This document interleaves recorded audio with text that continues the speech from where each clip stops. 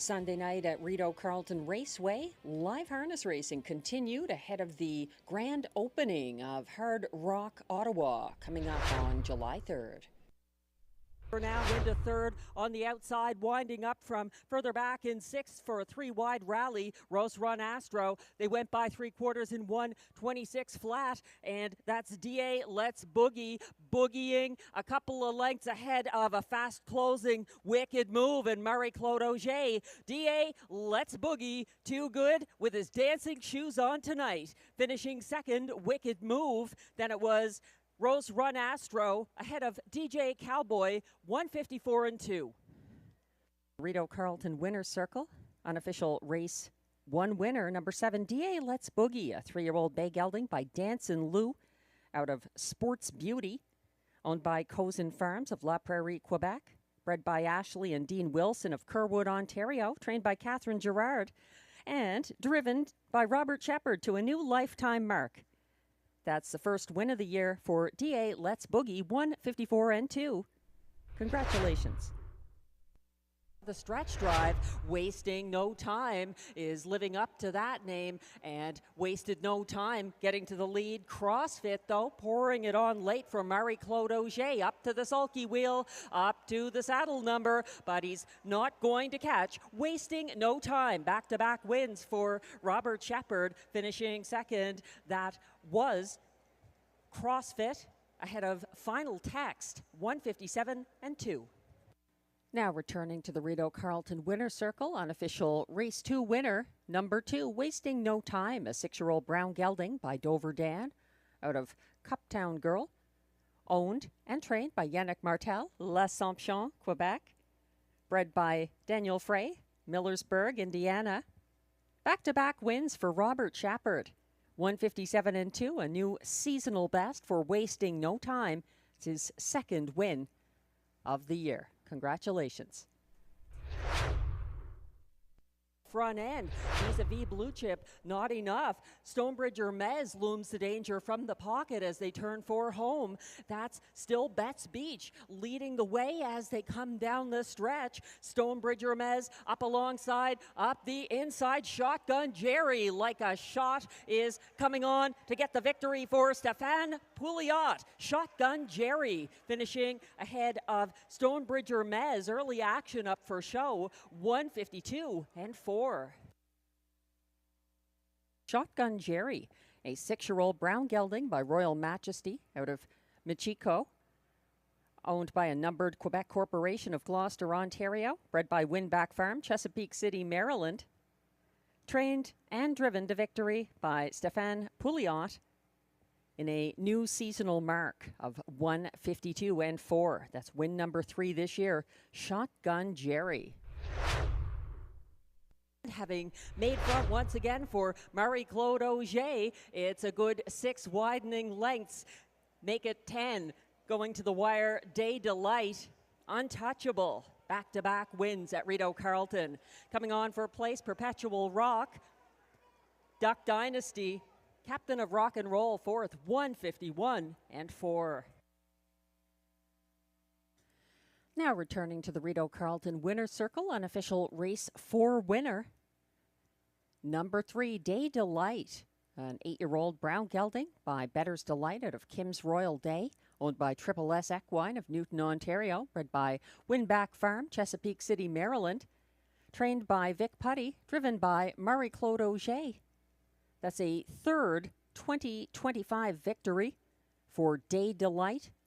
1:51 and 4. Wow. That's GA Speed Matrix for Guy Gagnon, going to battle down the lane as they're coming home. Perfect Dalliance confronted by GA Speed Matrix. GA Speed Matrix 6 ahead in front, charging late. Opulent Dragon on the inside. Perfect Dalliance against GA Speed Matrix, very close at the wire. Opulent Dragon up for 3rd, Stardog 4th, 1:54 and 3. We'll wait for the photo to settle that one. Of Saint-Henri-de-Lévis, Quebec, trained and driven by Guy Gagnon. That's the first win of the year for GA Speed Matrix. in start number 3 of the season. Congratulations, that's also a new lifetime mark, 154-3 for GA Speed Matrix. Very rear of the field, RJ Super Freak lacks racing room, 124-1 to 3/4. They're stacking up for the stretch drive, trying to get the job done. Lakers Bank continues to lead. Coming after him, I Am a Rocket is wide and chasing to the wire up the inside. Beef and Cheddar, he needs the wire. It's going to be tight, but it looks like Lakers Bank prevails over I Am a Rocket and Beef and Cheddar, 153-1. Number 4, I Am a Rocket, a 9-year-old bay gelding by Custer the Dragon out of Mox Rocket, owned by Louise Ricard of Gatineau, Quebec, bred by Albert Russell Branham and Archie Melnick of Sherwood Park, Alberta, trained and driven to victory by Guy Gagnon. It's win number 5 of the season for I Am a Rocket. 4th, Gascoigne Sunday going to show up late, but it looks like it's going to be no sport, pun intended, powering home uninterrupted on the lead by about 4 widening lengths for Robert Shepherd's 3rd driving win of the night. No sport, pun intended, getting there in 152-3 over Wildcat Lisa. Well worth the wait, and Gascoigne Sunday, 152-3. He's a 9-year-old bay gelding by Sports Rider out of Town Jiffy. He's now the official winner of race 7. He's owned by Lee Cullen of Ottawa and Lloyd Howley of Cars, Ontario. Bred by Lloyd Howley, trained by Mike Armstrong. Driven to victory by Robert Shepherd. Again, that's the first win this season for no sport, pun intended, 152-3. He comes close to his lifetime mark of 152-1. Racing room always your way, not having it his way. 3 wide as they went past 3/4. Silverado, 124-4, the clocking to 3/4. Coming down the lane, Carson Star Choice is all out up the inside path. Rockin' My Dream down the center of the track. Midnight Mood isn't done yet. It's going to be Carson Star Choice prevailing over Midnight Mood. Up for show, it may have been Dr. Mickey, 154-2. With GA Speed Matrix and race 6 with I Am a Rocket. Back in the winner's circle now, Carson Star Choice, the official winner of race 8, a 4-5 winning favorite here. Carson Star Choice, a 6-year-old bay gelding by Better Than Cheddar out of Carson's Lady Luck, owned by Ecurie Guy Gagnon Incorporated with Seth McLeod of Gatineau, Quebec. This horse was bred by W. David Carson of Listowel, Ontario. Trained and driven to victory by Guy Gagnon, 154-2, the winning mile for Carson Star Choice in race 8.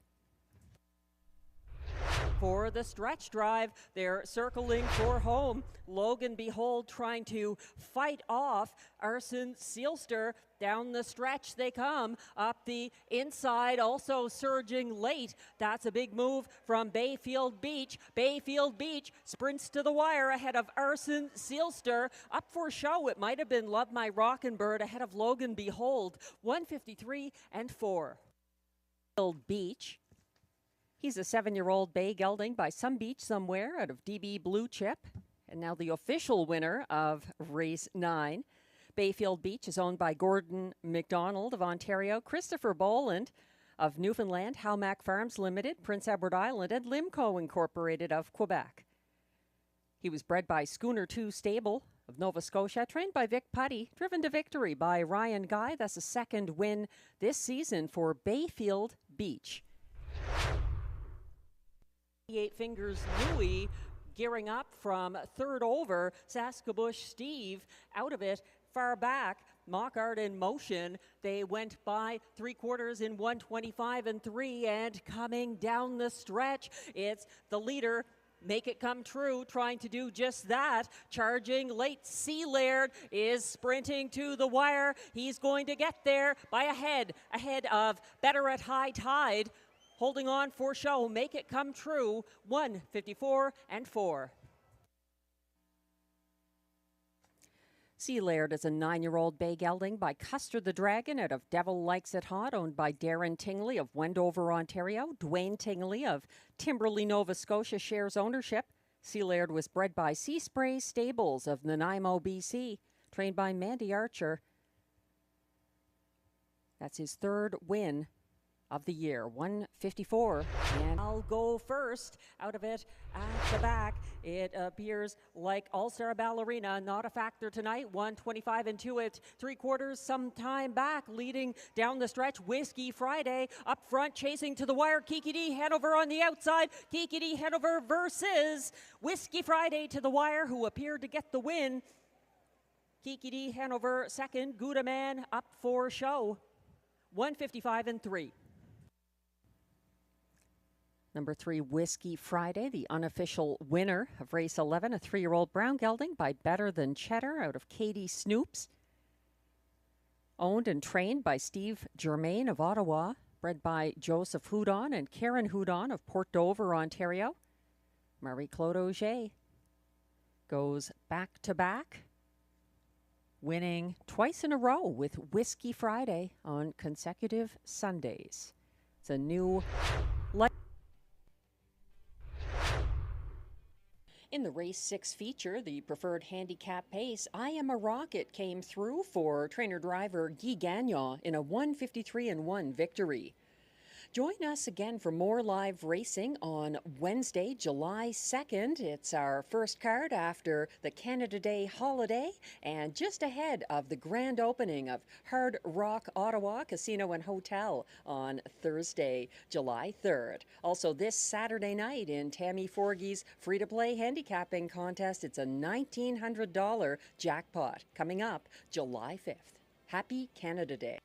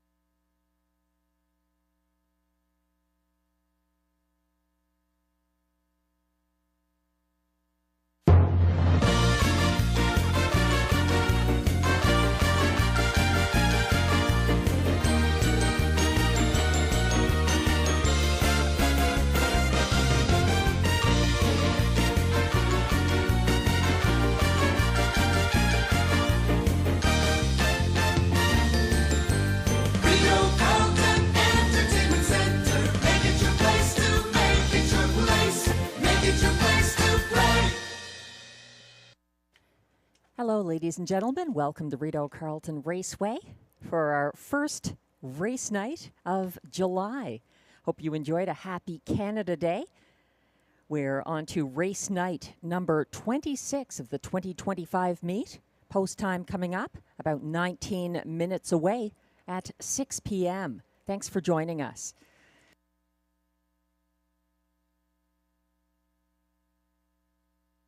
The track condition is fast and weather clear. A temperature of 28 degrees Celsius, 82 Fahrenheit.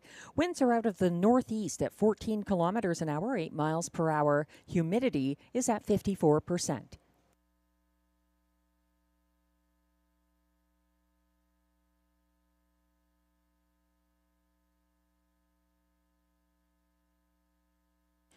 We have 8 races coming to you this evening from the nation's capital. A few changes to pass along. The first of them in upcoming race 1. Scratch number 3, DG's Bella Chow, a vet scratch lame of the 3 in race 1. No changes in race 2. In race 3, take note the wagering menu has changed. There is no show betting and no superfecta in race 3. No changes in the remaining races 4 through 8 this evening.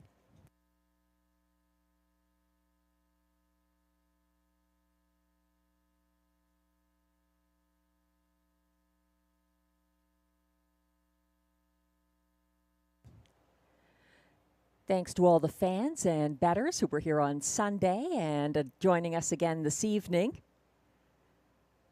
The Hard Rock Casino and Hotel Ottawa has its grand opening tomorrow.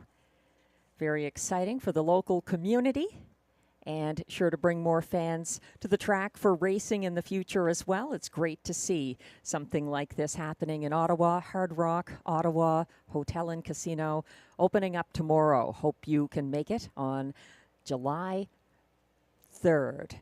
So we're looking at race 1 now, track handicapper selections. Glenn Pearson and myself both agree that the 1-9 current favorite looked great in her Rideau debut. June 25th for Pascal Berube, who's back in the bike here. That's Madame Panic. 3 wins from 6 starts, and it's actually 4 wins.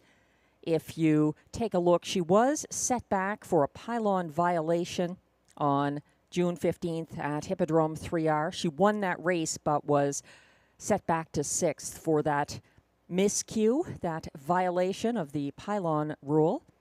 So Madame Panic knows how to win, and the 3-year-old daughter of Sunshine Beach is back here at Rideau Carleton tonight to kick off race 1 that has exactor, triactor, superfecta, and early daily double wagering. Glenn likes the 5-second Farmer Don't Dilly Dally for trainer John McMillan.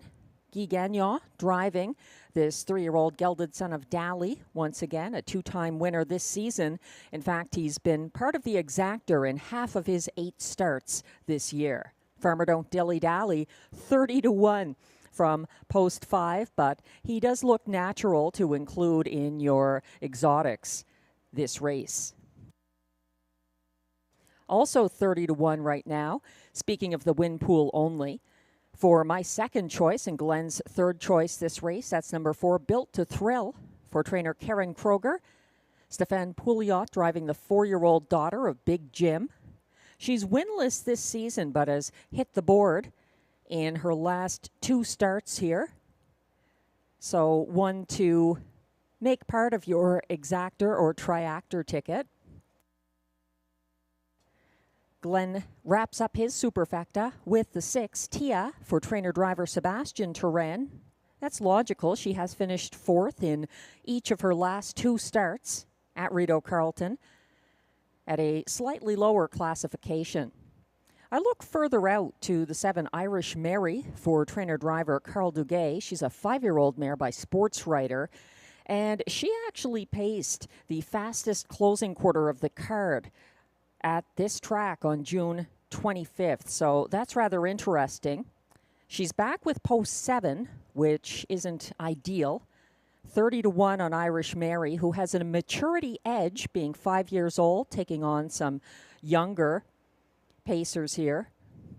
I'm using the 5 Farmer Don't Dilly Dally, 4th in my ticket.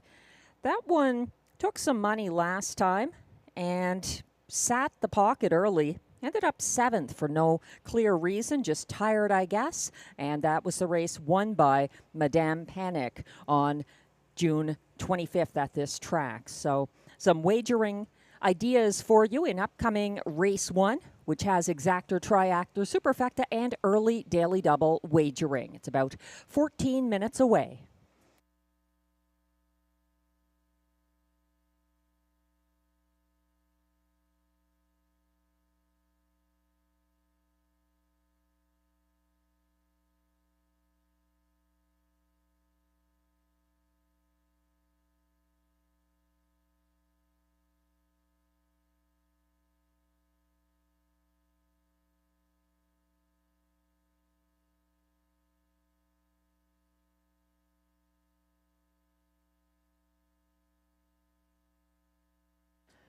Just a reminder to Rideau fans and followers that you should check out news about happenings at the track on Facebook on Rideau Carleton Live.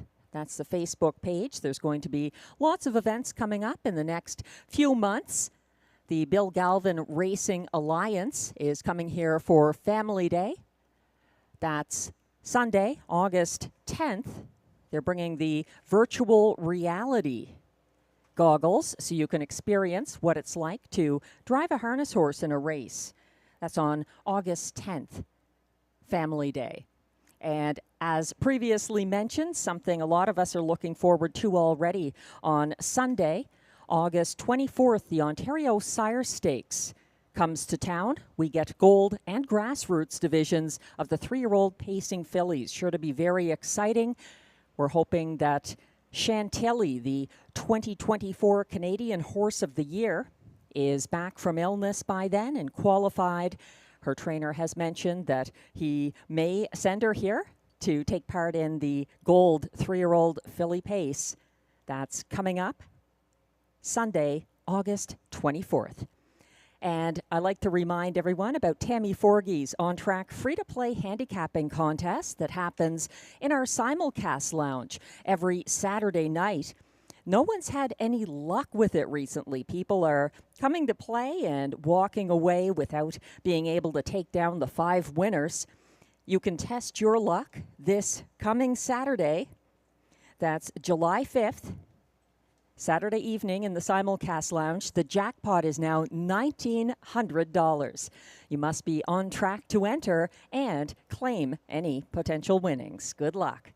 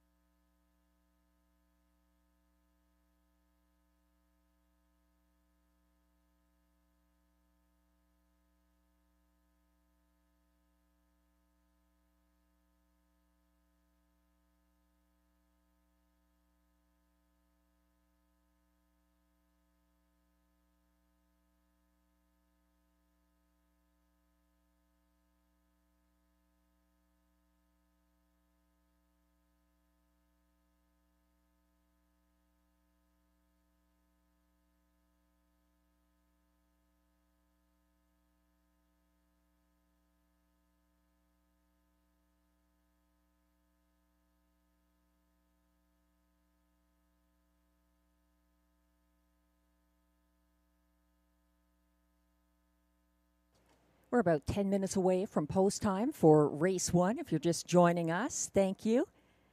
We have one scratch in race 1, number 3, DG's Bella Chow, a vet scratch lame. Otherwise, the only change on the 8-race card is in race 3. It's a 4-horse field, so there is no show wagering and no superfecta wagering in race 3.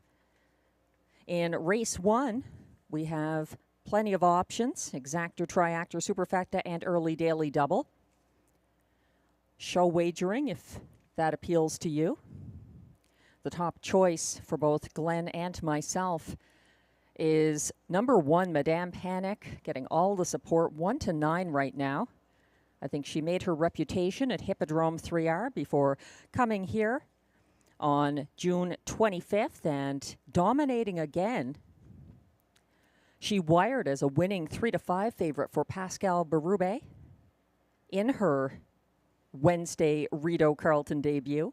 Madame Panic shrugged off an early challenge from Farmer Don't Dilly Dally and opened up on the backstretch. It was a going away win in a new lifetime mark of 1:55.4. Some other contenders here. The 4, Built to Thrill, gapped third to the opening quarter Wednesday, tightened up before the second turn and made a first over move into second on the backstretch.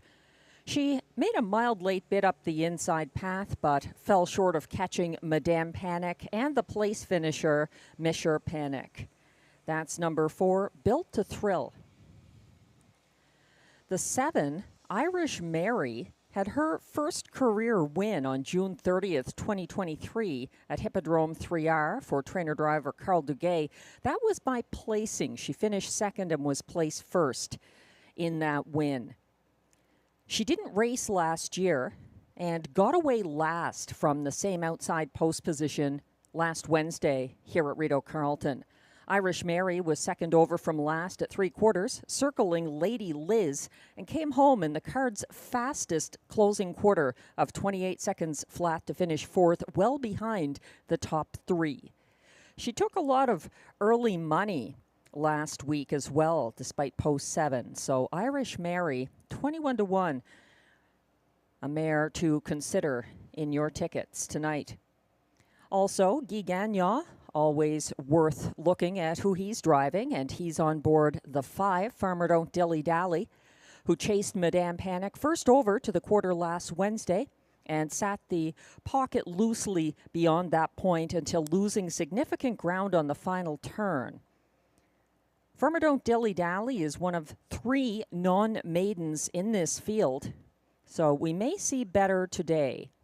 He's also, interestingly, a gelding among mares and fillies. He's the only male pacer in the field. That's the 5, Farmer Don't Dilly Dally.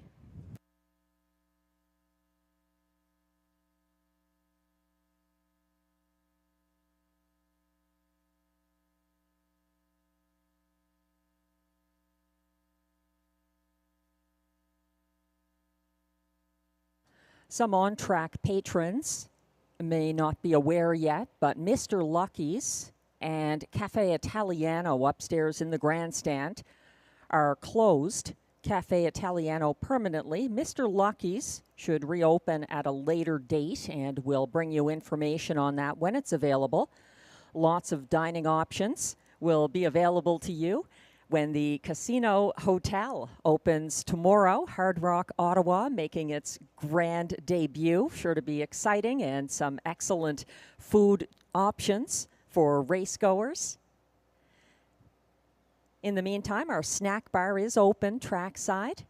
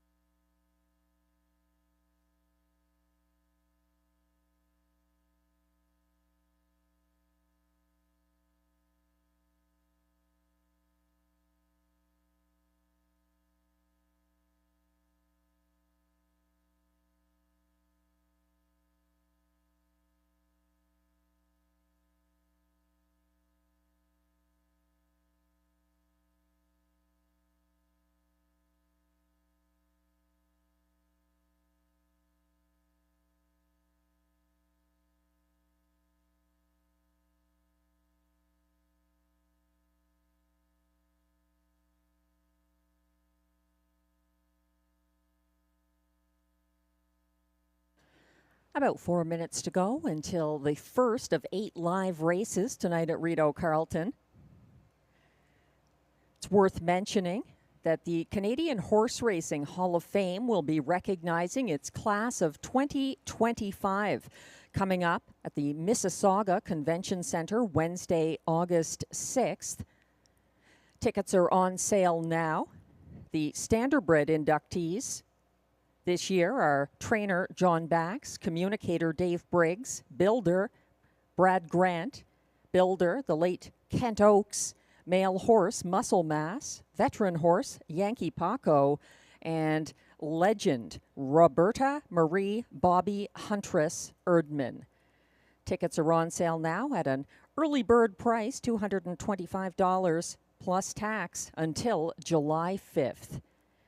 Check them out online, horseracinghall-of-fame.com, or call 416-417-9404 to purchase tickets or get more information about that upcoming Hall of Fame reception, the induction gala for the Canadian Horse Racing Hall of Fame.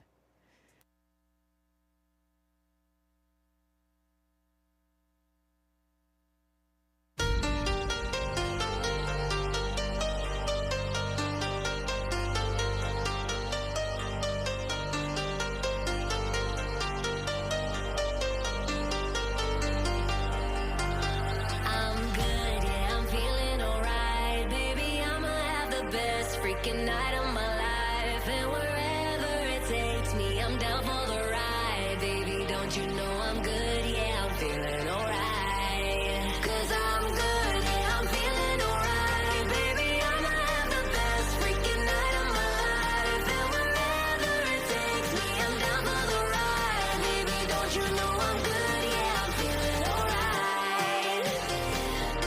'Cause I'm good, yeah, I'm feeling alright, baby.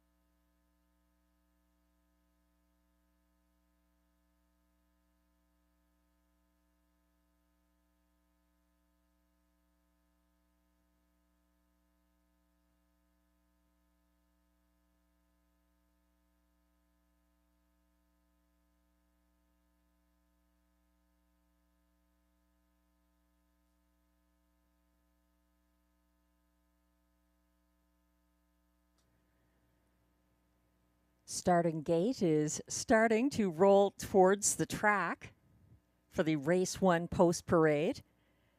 A nice field of young pacers on the less experienced side, scratched down to 7. The 3, DG's Bella Chow, is out. There's no also eligible. Holding steady at 1-9. Everybody throwing their support behind number 1, Madame Panic, and Pascal Berube. The 3-year-old Sunshine Beach filly definitely having a very good year so far.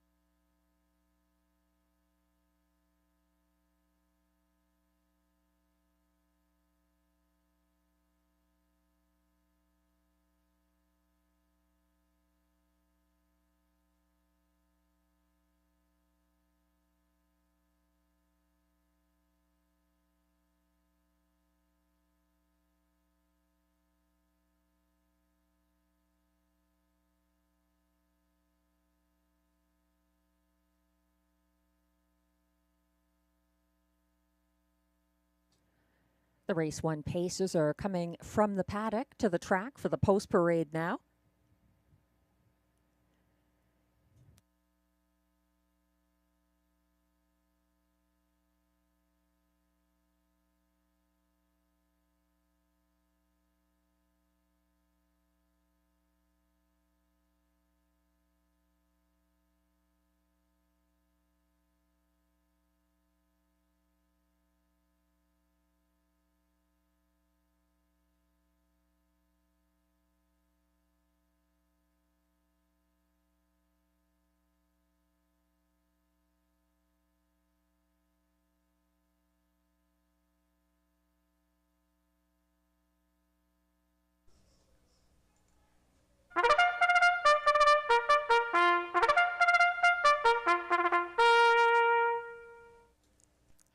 come the Race 1 Pacers for the post parade. They are non-winners of $6,000 lifetime, non-winners of a race in 2024-2025 allowed $4,000. They race for a purse of $5,600.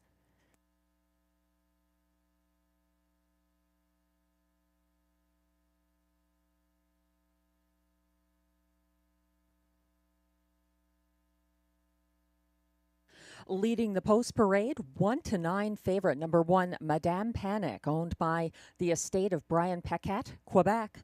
Trained by Danielle Martin, Pascal Berube drives. 2 is Allison Bay, owned by Julia Ferguson of Greeley and Lloyd Stone of Portland, Ontario. Ted McDonald trains, Mimi Toth drives.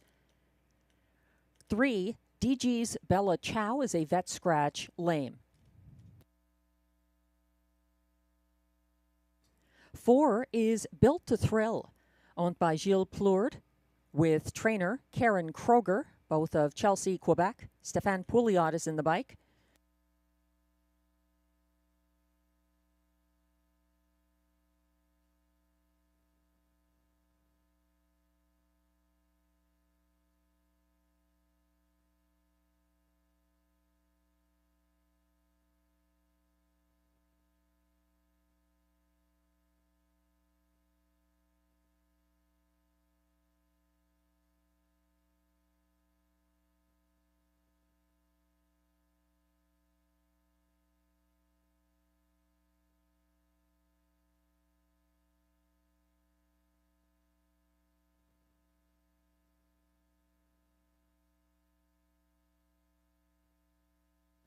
As we wait for the 5, Farmer Don't Dilly Dally, we're getting a look at number 6, Tia, owned by Alexis Zielke of Gloucester, Ontario, trained and driven by Sebastian Turan.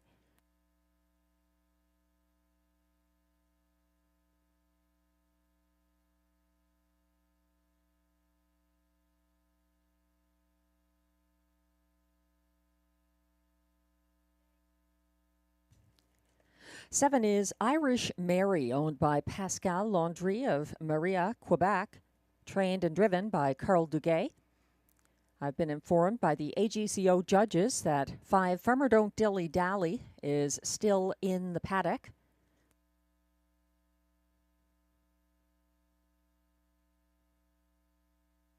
And here's the 8, Lady Liz, owned by trainer Shay Kelly of Russell, Ontario. Clark Stacey drives.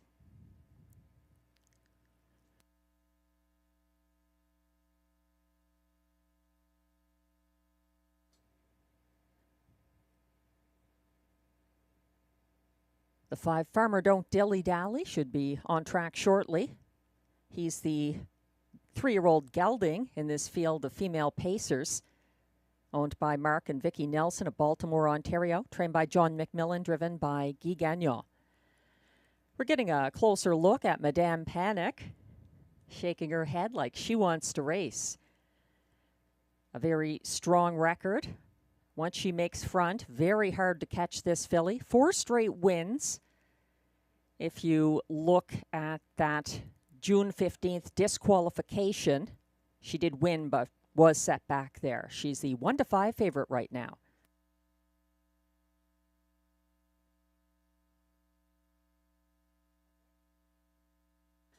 I've just been informed that number 5, Farmer Don't Dilly Dally, is a judge's scratch. A late judge's scratch here in race 1 of the 5 Farmer Don't Dilly Dally.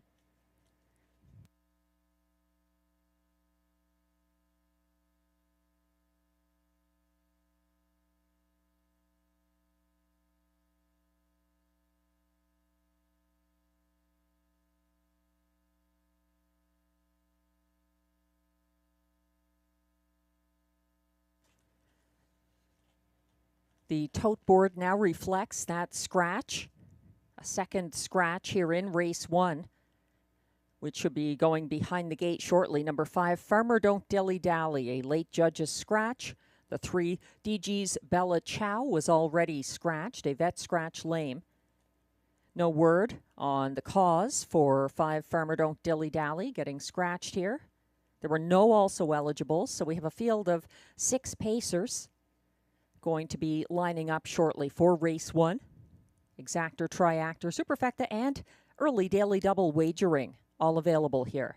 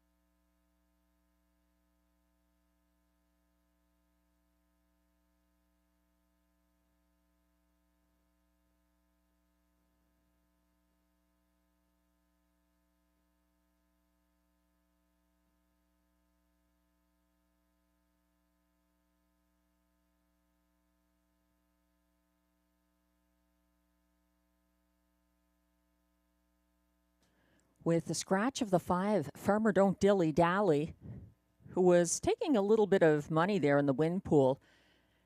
Number 1, Madame Panic, has gone back from 1 to 5 to the 1 to 9 favorite.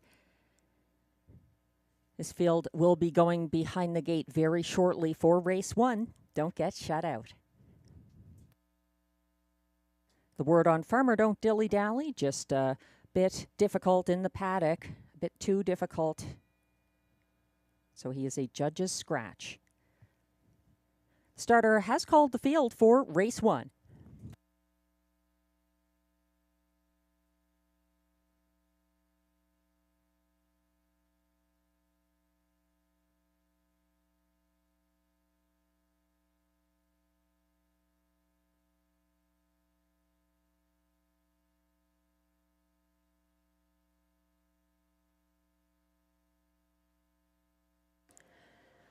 A field of 6 pacers now lining up behind the Rideau Carleton starting gate for race 1. 1 is Madame Panic, Pascal Berube. 2, Allison Bay, Mimi Toth. 3, DG's Bella Chow is scratched. 4 is Built to Thrill, Stéphane Pouliot. 5, Farmer Don't Dilly Dally is a late scratch. 6 is Tia for Sebastian Turenne. 7, Irish Mary, Carl Duguay. And on the outside, 8 is Lady Liz for Clark Stacy. They're on the turn, headed into the backstretch.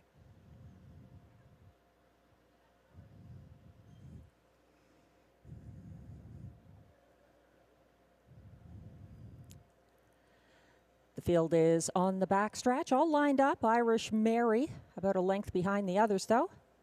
They're off and pacing, and that's Madame Panic leaving from the inside for Pascal Berube. On her outside second, that's Built to Thrill, who's first over. 3 wide early. Tia is coming on into third, and sitting fourth along the pylons, that's Allison Bay. Then it's a gap back to fifth for Irish Mary, and trailing the field, Lady Liz. 2 groups, a little separation between them en route to the opening quarter. Madame Panic prevailing in a 28-3 opening panel under pressure from the first over. Tia, who is now dropping back to settle into third along the pylons behind pocket sitting Built to Thrill, who's a couple of lengths behind the leader as they head into the second turn. Following from fourth, that's Allison Bay, about 3 lengths back in fifth. Irish Mary still trailing Lady Liz. They're en route to the half, and Madame Panic is not panicking yet. She has reached the halfway point in 57-4 and continues to lead along the backstretch, keeping about a length and a quarter ahead of Built to Thrill. Sitting third, that's Tia. Fourth and underway first over, that's Irish Mary gaining ground on the outside, getting shuffled back inside. Allison Bay sits sixth. Second over, that's Lady Liz advancing into fifth. They went to 3 quarters in 127 flat, and turning up the pressure now. That's Irish Mary outside of Madame Panic as they get ready to circle for home. Built to Thrill is third behind that top pair, and now they turn. Madame Panic is pouring it on and charging for home on her outside. Irish Mary, not enough tonight to catch up. Built to Thrill is coming on up the inside. Madame Panic, another win for Pascal Berube. Second, that was Irish Mary ahead of Built to Thrill and Tia, 155 and 2.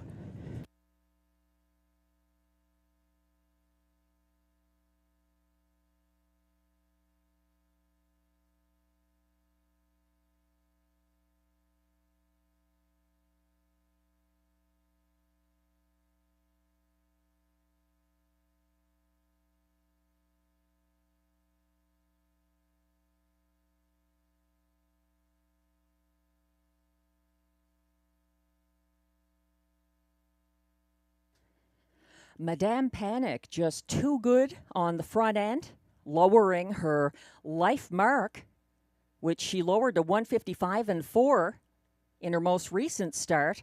She shaved a couple of fifths of a second off it here. A new mark of 155 and 2. She wins by about 4 lengths over Irish Mary. A good place finish in race 1.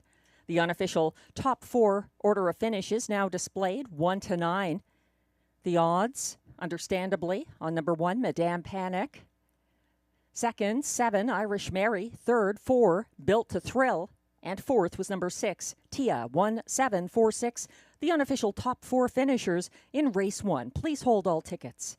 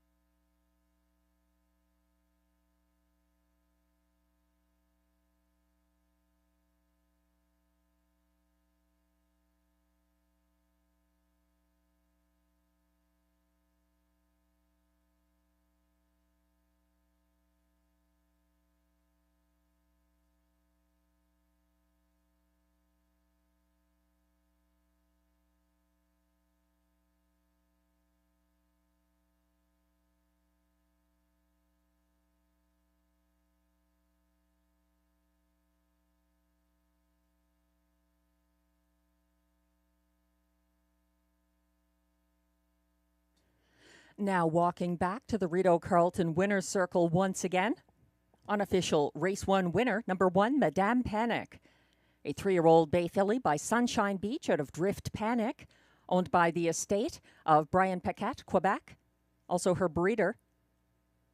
Danielle Martin trains. Pascal Berube gets the driving win. And it's a new lifetime mark, 155 and 2 for Madame Panic. Official win number 4 in start number 7 this season. Congratulations. Race 1 results are now official.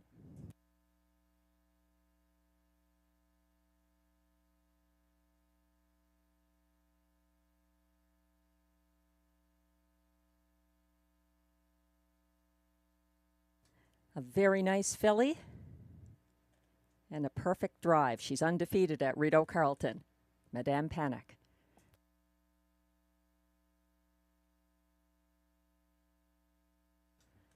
Prices are now posted for race 1. Number 1, Madame Panic, returns $2.10 to win. The $2 1.7 exactor, $4.40. The $1 triactor 174 pays $3.25. The $1 superfecta pays $6.30 for the 1746 ticket.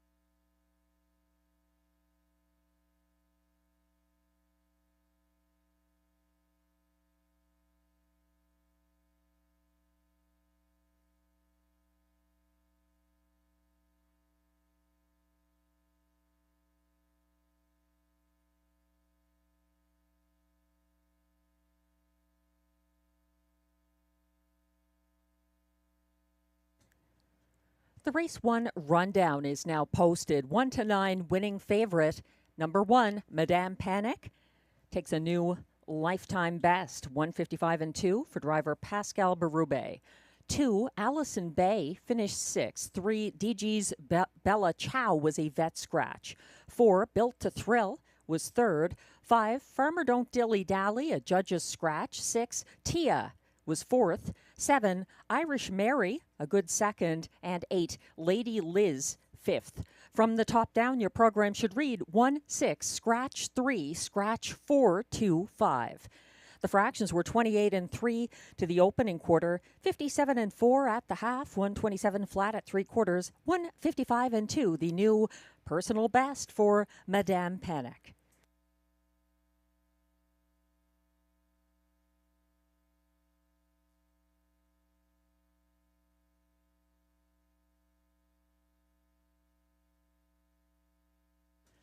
Race 2 is coming up next. Exactor, Triactor, Superfecta, and early Pick 4 wagering. There were no changes to equipment, drivers, or any scratches in this Pick 4 sequence that kicks off here in Race 2. I'm singling the 5, the current 1 to 9 favorite. That's Margot's Got the Cargo for Andrew Moore and Robert Shepard. She's been incredible in her last couple of starts here, June 18th and 25th. Lots to like. She's 1 to 9 again. Going with 2 horses in race 3. I think the 3 Final Text, who finished with a broken overcheck on June 29th, is worth playing back. This 4-year-old trotting mare in the Mandy Archer stable, Guy Gagnon keeping the drive. And also the 4 CrossFit. So it's actually 3 and 4 in race 3. 3 and 4, there was another horse in the race who ended up a late scratch before the program was printed. Thank you very much. Our graphics department is great. In race 4, going with 4 choices here. Southwind Russian is a horse I can't trust quite enough to single. He looks good out there. Warming up tonight, he qualified very well on June 29th for Stéphane Pouliot. His issue has always been staying flat. The 6 Raising Rusty is sort of a long shot horse who's worth using in the ticket. The 1 Son of a Millionaire was 3rd in his most recent try here and keeps the driver Robert Shepard on board for his last win that happened at the preferred handicap level on June 11th. And the 2 Ciel Bleu, winningest of the field for trainer-driver Guy Gagnon. 6 wins this year, 7 last year. We'll see what he can do at this level. That's our feature. Actually, Ciel Bleu taking on less than the feature, but it's almost like a junior preferred here in race 4. Race 5, going with just the 1 and 5, Wicked Discovery and the Turning Point, the Pacing Mares. A strong group. Post Parade should be coming on track shortly for upcoming race 2. No changes.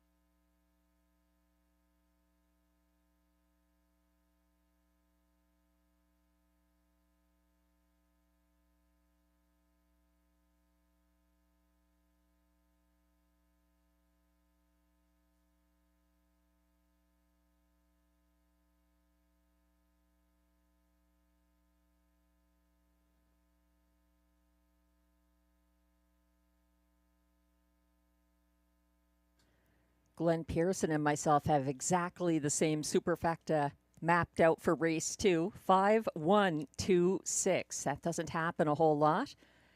The 1 to 9 favorite, number 5, Margot's Got the Cargo, getting all the action in the win pool. Lots of eyes on her recent performances here at Rideau Carleton. The one Horizon Sealster also racing very well. And the two Tamara Hanover stepping up in class after getting claimed back into the Mandy Archer stable. The mares are coming on track now for the race 2 post parade.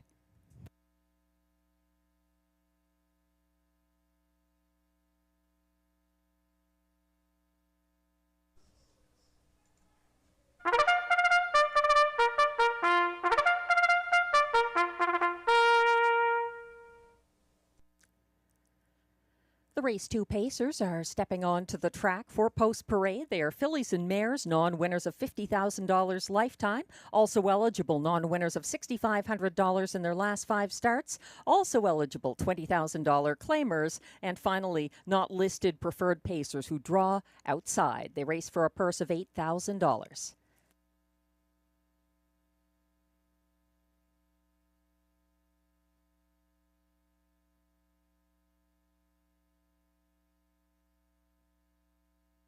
Number 1 is Horizon Sealster, owned by Julia Ferguson, Lloyd Stone, Coral Bailey, and Sean Vino, all of Ontario. Trained by Ted McDonald, William Waugh drives. 2 is Tamara Hanover, owned by Jamie Copley and Kimberly Eaton of Ontario, with the Max Webster stable of Nova Scotia. Trained by Mandy Archer, Ryan Guy is in the bike. 3 is Sauble Amber, owned and trained by Michel Legasse of Terrebonne, Quebec. Pascal Berube hoping to go back-to-back in the early double. 4 is Anna's Wish, owned and actually just owned by Sylvain Cote of Joliette, Quebec.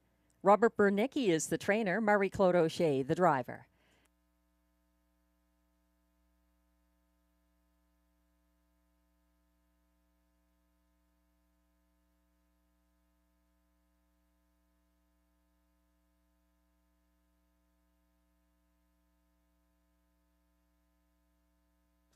Here's the current 1-9 favorite, number 5, Margot's Got the Cargo, owned and trained by Andrew Moore of Osgood, Ontario. Robert Shepard drives.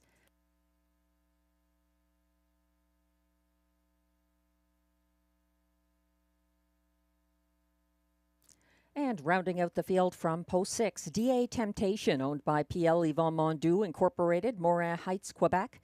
Trained and driven by Guy Gagnon. That's your field of 6. Filly and mare pacers for upcoming race 2. There were no changes. Exact or triact or superfecta and pick 4 wagering. Margot's Got the Cargo. We're getting a closer look at the 1-9 current favorite.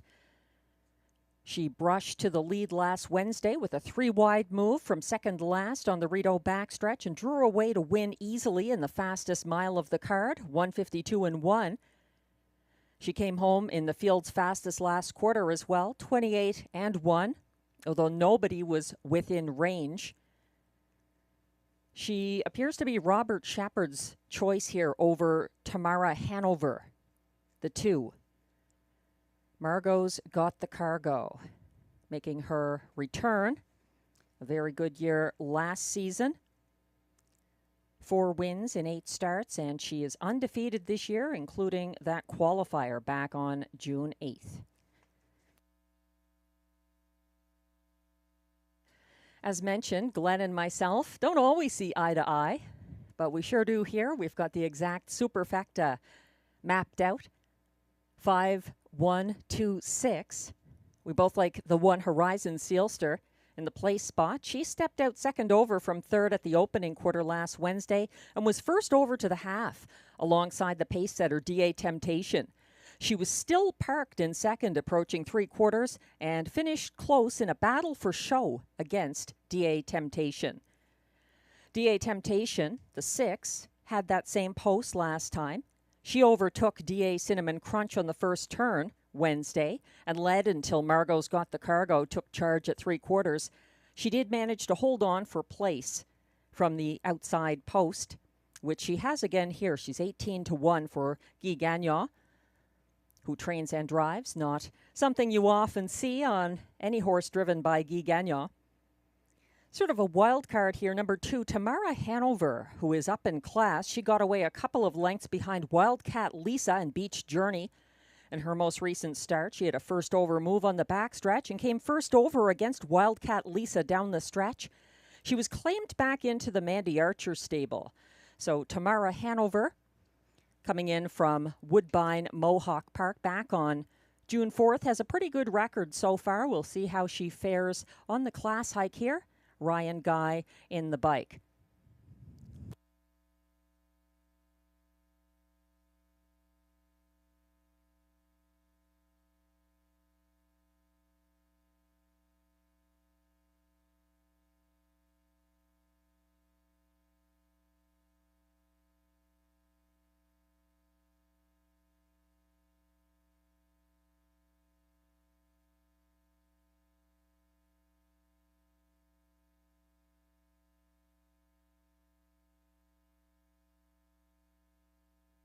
Looks like we have an equipment change on the 7 in race 6. That's Mish Charm going blinkers to blind. That's in race 6. The 7, Mish Charm, going blinkers to blind bridle.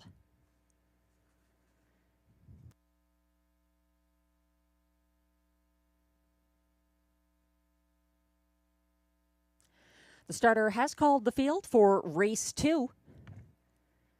Only 8 races tonight. This is one of just 2 opportunities to play the pick 4 this evening. Still time to play.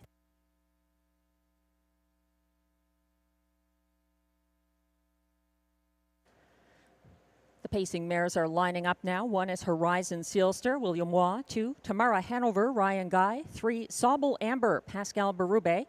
4, Anna's Wish, Marie-Claude Auger. 5, Margot's Got the Cargo, Robert Shepard. And 6, DA Temptation for Guy Gagnon on the outside. They're on the turn.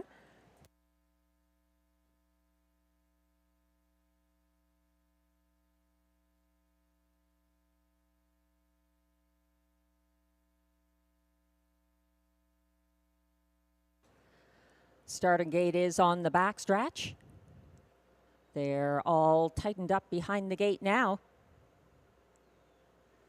They're off and pacing. Horizon Sealster and William Waugh surging out. Sobel Amber to their outside in second, and she's now putting ahead in front. That's Sobel Amber making front for Pascal Berube. First over now into second. DA Temptation underway. Third, that is Horizon Sealster along the pylons. Behind her in fourth, Tamara Hanover. Fifth, that's Anna's Wish, the closer. And at the back of the field to the opening quarter, Margot's Got the Cargo. 27-1 first panel. Their single file coming down the stretch the first time, led by Sobel Amber, keeping a length ahead of DA Temptation, the pocket sitter. A little further back in third, Horizon Sealster. Stepping out now, first over from fourth. That's Tamara Hanover and Ryan Guy. And out to follow that cover, second over from last, Margot's Got the Cargo. Caught in second last is Anna's Wish as they head around the second turn, reaching the halfway point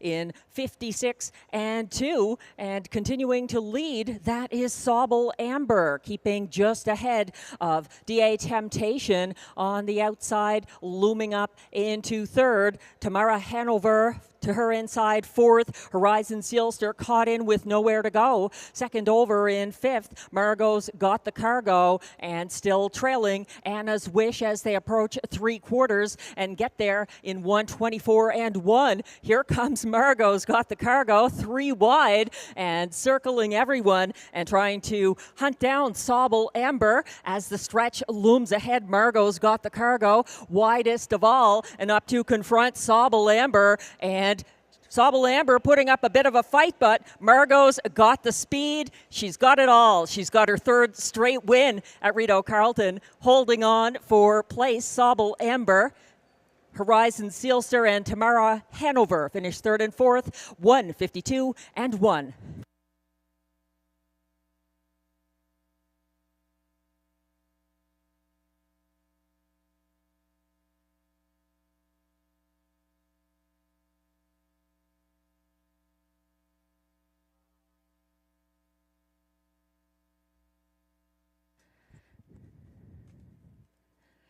When Margot's Got the Cargo gets rolling, she can catch a strong field of mares like this and make it look easy.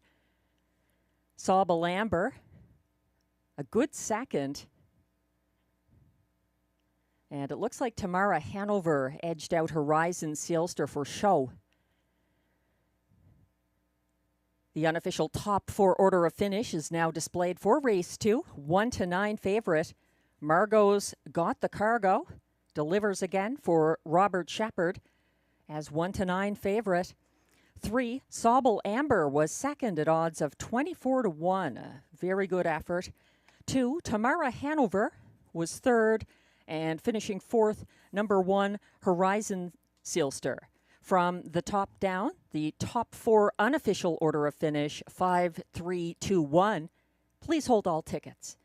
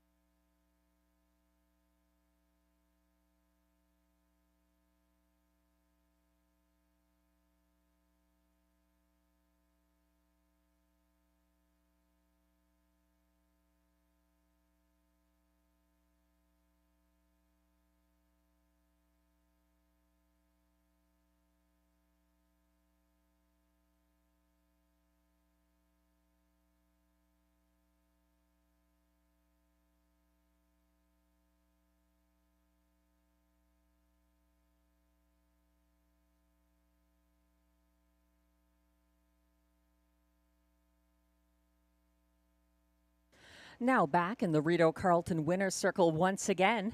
It's unofficial race 2 winner. Number 5, Margot's Got the Cargo, a 4-year-old bay mare by Big Jim out of Maple Leah. Owned and trained by Andrew Moore of Osgood, Ontario. Also her breeder, Robert Shepard, gets the driving win, 152-1 for Margot's Got the Cargo. Undefeated this season. She's 3 for 3 now.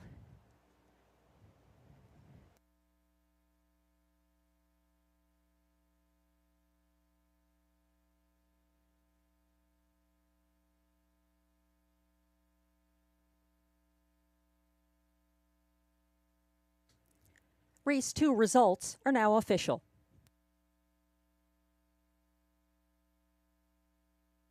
Prices are posted for race 2. Number 5, Margot's Got the Cargo, returns $2.10 to win. The $2.53 exactor pays $7.20. The $2 early double 1-5 combination pays $2.10 with back-to-back 1-9 favorites, Madame Panic and Margot's Got the Cargo. The $1 Triactor 532 pays $15.60, and the $1 Superfecta 5321 returns $40.10.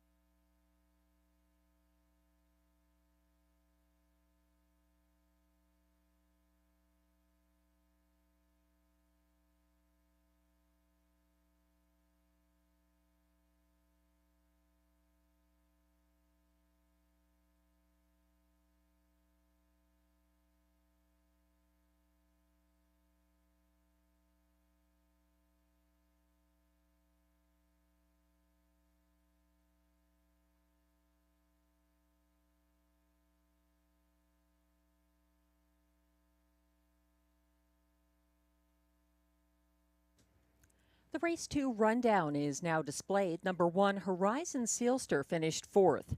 2, Tamara Hanover was 3rd. 3, Sobel Amber 2nd. 4, Anna's Wish 5th. 5, Margot's Got the Cargo gets her 3rd win in a row for Robert Shepard. And 6, DA Temptation finished 6th.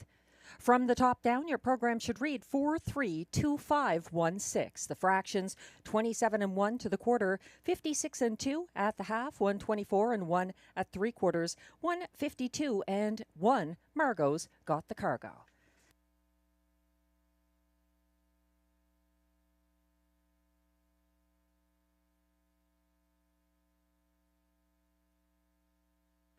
Race 3 is coming up next.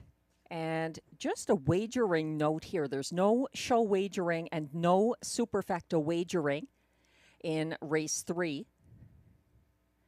This has to do with the fact that another horse had been entered and ended up on the vet list. It had been racing at another track, so that horse didn't make the final program. Hence, we have 4 trotters coming up in race 3. There's exactor and pick 3 wagering. No triactor, no superfecta. There is win and place. I should say there is triactor. There is no show wagering. You can play the exactor, triactor, or pick 3. Also win and place in race 3. So we're looking at Glenn Pearson's ticket. He likes number 4, CrossFit, to win for Marie-Claude Auger and trainer Vic Putty, a 3-time winner already this season. CrossFit was closing well, getting within a half length of Wasting No Time here on June 29th. I'm using him second. I think the 3 Final Text, Glenn's second choice, deserves another chance.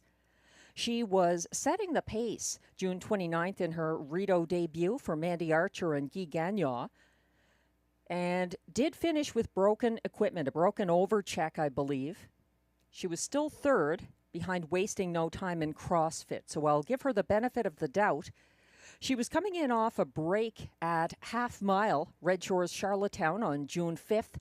She was trying to cross over from post 7, very difficult there. So again, Final Text, 2-1 right now from post 3, could offer some competition for the current 3-5 favorite, number 4, CrossFit. Glenn likes the 2, Synergy S, for Kelly Duval Lacaille and driver Sylvain Lacaille in the show spot. I agree. So it's a matter of the 3 or the 4 on top of your ticket, and that's up to you in this 4-horse field with no changes to the 4 horses in the race, just a change of wagering options. No show betting and no superfecta in upcoming race 3.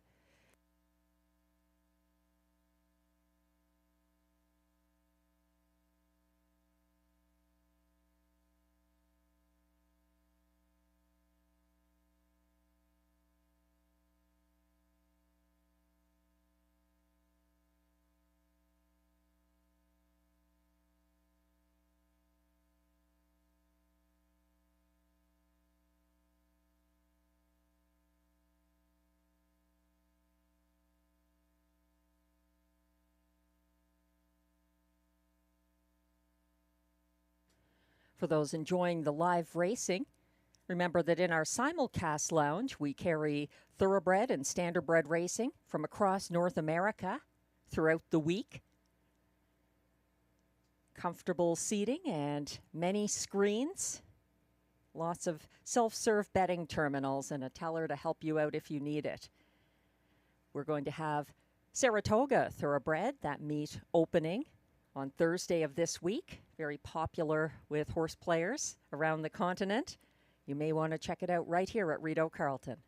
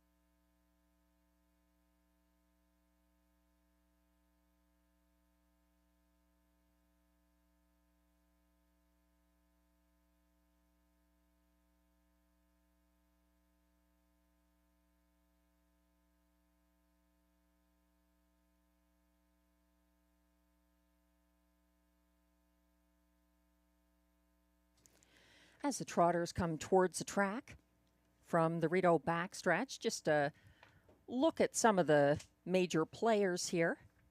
1 to 5 favorite number 4, CrossFit, is making a quick turnaround for Marie-Claude Auger, who was aboard for all of his 3 wins this season. A bit of class relief for CrossFit, who advanced uncovered on the first turn Sunday, settled into the pocket behind the pace setter. Final text past the quarter and was circled by the winner, wasting no time on the final turn. CrossFit ran out a racetrack chasing him to the wire. So wasting no time, not a part of this field. CrossFit getting lots of respect as place finisher in that race.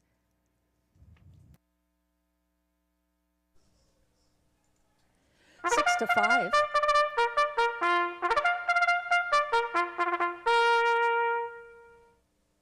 We'll get around to that later, talking about final text in more depth, because here comes the post parade for race 3. These trotters are non-winners of $2,000 in their last 5 starts or a race in 2024-2025.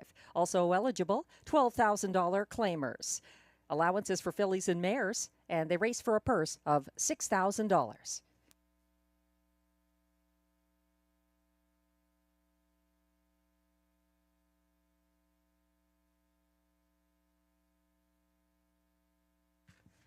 Leading the post parade for race 3, number 1, Vero Amore B, owned by Anne Lemarand of Gatineau, Quebec, trained and driven by Mike Healy. 2 is Synergy S, owned by driver Sylvain Lacaille of Saint-Paul-de-Joliette, Quebec, trained by Kelly Duval-Lacaille. 3 is Final Text, owned by Jamie Copley of Kenmore, Ontario, trained by Mandy Archer. Guy Gagnon drives. And the current 1 to 5 favorite is the 4, CrossFit, owned by Gordon MacDonald of Ontario and Christopher Boland of Newfoundland, trained by Vic Putty. Marie-Claude Auger drives.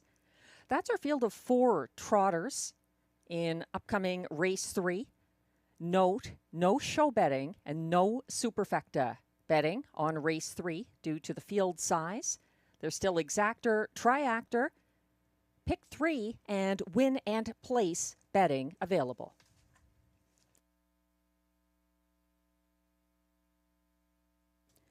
We're zooming in on CrossFit, looking sharp out there. He's the 1 to 5 favorite from post 4. Favorites are 2 for 2 so far tonight here at Rideau Carleton.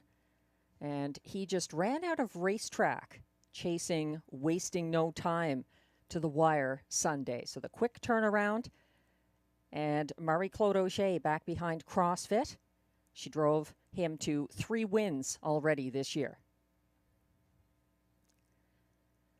My top choice here, I'm giving another chance to number 3, Final Text, who set the pace in her Rideau debut on Sunday and got overtaken by Wasting No Time and CrossFit at the top of the stretch, but held on for show. Final Text finished with a broken overcheck, so I'm not sure if that factored in or not. Sometimes that can affect performance depending on when it happens during the race. So Final Text, I think, could possibly stage a mild upset here. Even money right now on the 3, Final Text. Number 2, Synergy S, pursued leader Bandura, first over early on Friday at Hippodrome 3R and made front at the quarter. He faced pressure from first over Bet on a Wheel in past the half and parked her to 3/4 before giving way. Unfortunately for Synergy S, he jumped it off at the top of the stretch that mile. So we'll see how he does here. 10 to 1 from post 2, Synergy S. And the 1, Vero Amore B, was competing in the Rideau Preferred for Mike Healy before being scratched lame way back on August 25th of 2021. He's made a gradual return this season. Vero Amore B had his most recent win in the July 18th, 2021 Preferred Handicap. And who was second that race but CrossFit, the current 3-5 favorite here from Post 4 in upcoming Race 3.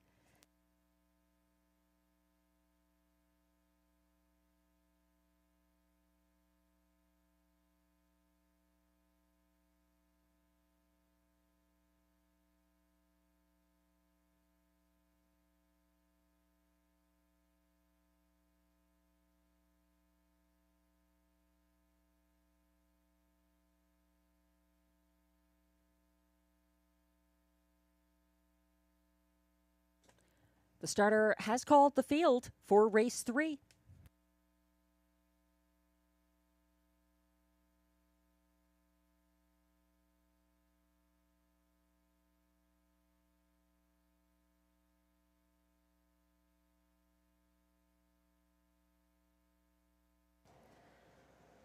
Four trotters lining up now in front of the Rideau Carleton grandstand. One is Vero Amore B for Mike Healy. 2, Synergy S, Sylvain Lacaille. 3, Final Text, Guy Gagnon. And on the outside, 4, CrossFit for Marie-Claude Auger. Looks like we have a recall. Vero Amore B has been taken wide. Broken overcheck and broken head pole on number 3, Final Text. We have a recall. Windows remain open for wagering on Race 3. Broken equipment on the 3, Final Text.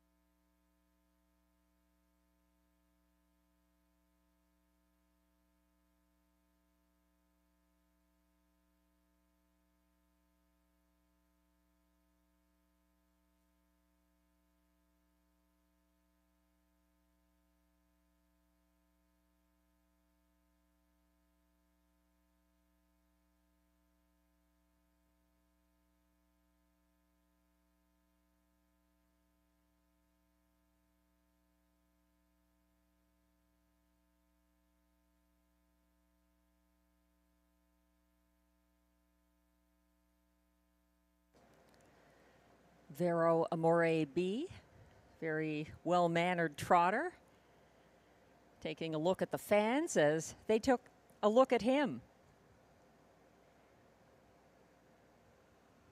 We're currently waiting on the equipment adjustment on number 3, Final Text, who is on the second turn right now, getting that done on track. Driver Guy Gagnon out of the bike. Final Text had a broken head pole and overcheck. Going behind the gate here for Race 3.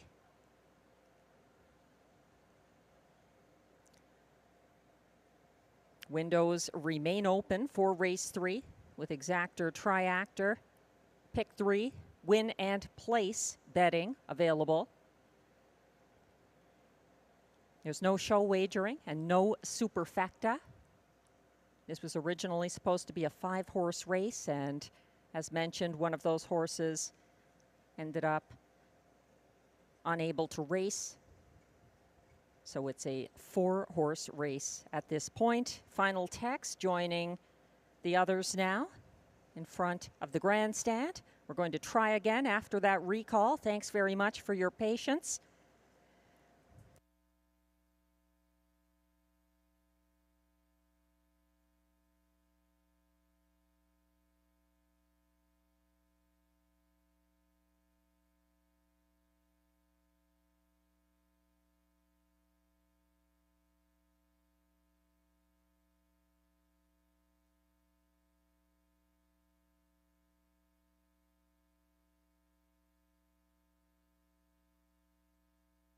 Starter has called the Race 3 trotters once again.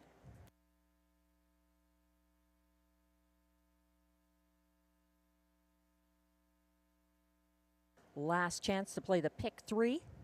Kicking off here. 4 trotters going behind the gate once again after the recall due to broken equipment on the 3 the first time. 1 is Vero Amore B, Mike Healy. 2, Synergy S, Sylvain Lacaille. 3, Final Text, Guy Gagnon. And 4, CrossFit, Marie-Claude Auger. They're on the turn.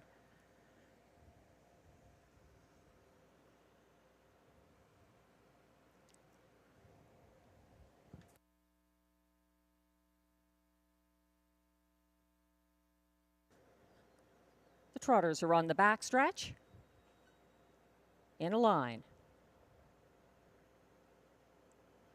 They're off and trotting and taking back early on a break. That's Synergy S backing down to last. Vero Amore B and Mike Healy taking charge early under first over pressure from Final Text, who is second. And then it's a gap of 3 back to third place CrossFit. Far back after the unfortunate miscue, Synergy S up front. Things have been sorted out. Final Text has taken over for Guy Gagnon and leads the way to a 28-second flat opening quarter. Final Text is leading down the stretch the first time, keeping a length ahead of Vero Amore B in the pocket. Following from a closer third, that's CrossFit. And then it's about 10 lengths back to Synergy S, trying to catch the field from fourth after the rough start. They're circling single file to the halfway point with Final Text continuing to lead and getting there in 57 and 4, 29 and 4. Second panel there for the leader. That's Final Text opening up by 3 lengths over next closest, Vero Amore B. First over now from third, getting marching orders from Marie-Claude Auger. CrossFit is on the move and still trailing Synergy S. They approach 3/4, and it's a widening advantage for Final Text, who is freewheeling up front. 125 and 4 to 3/4, and he's going to be hard to catch. Guy Gagnon on the lead with this trotter. Final Text still leading, coming after Synergy S. That is CrossFit, I should say, chasing down Final Text. It's between these two to the wire. It's CrossFit on the outside, and on the inside, it's going to be Final Text versus CrossFit. CrossFit gets the win over Final Text. Vero Amore B third. Synergy S fourth. 1:56 and 3.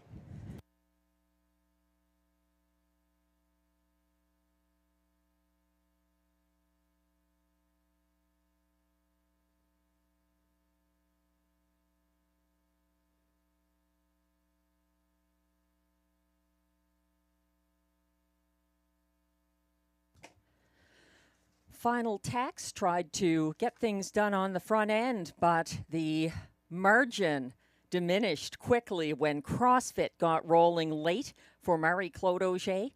CrossFit turning it on late to edge out Final Text at the wire in 1:56 and 3.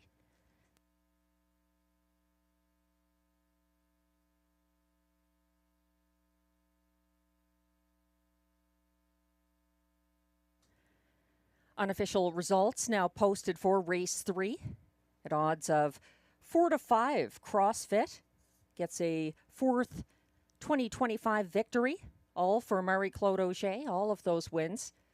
Finishing second as beaten 2-5 favorite, number 3, Final Text. 1, Vero Amore B was third, and 2, Synergy S fourth after the break. 4-3-1-2, the unofficial top 4 finishers in race 3. Please hold all tickets.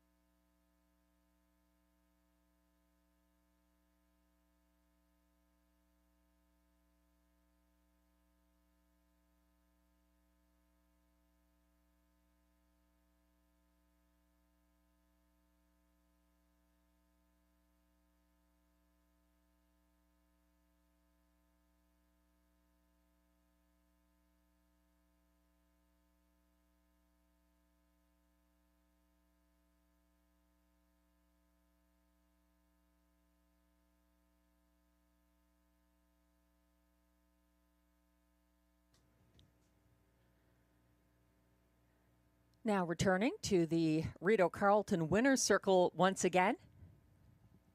Unofficial race 3 winner. Number 4, CrossFit, a 9-year-old bay gelding by Donato Hanover out of Muscle Test, owned by Gordon McDonald of Ontario with Christopher Boland of Newfoundland, bred by Jason Allen and Douglas Allen of Concord Stud Farm, LLC, New Jersey, trained by Vic Putty, driven to a 4th seasonal victory by Marie-Claude O'Shea. That's her first driving win of the card. CrossFit, 1:56.3.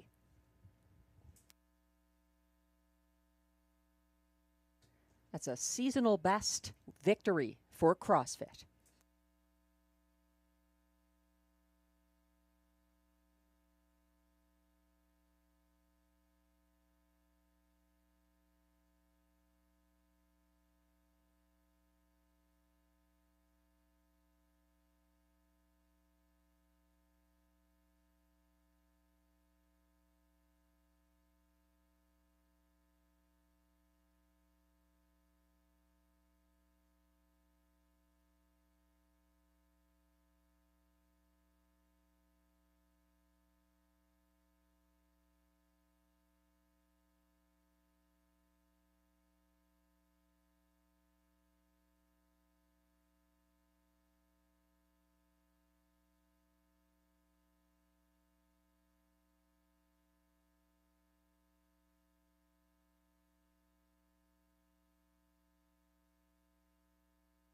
Race 3 results are now official.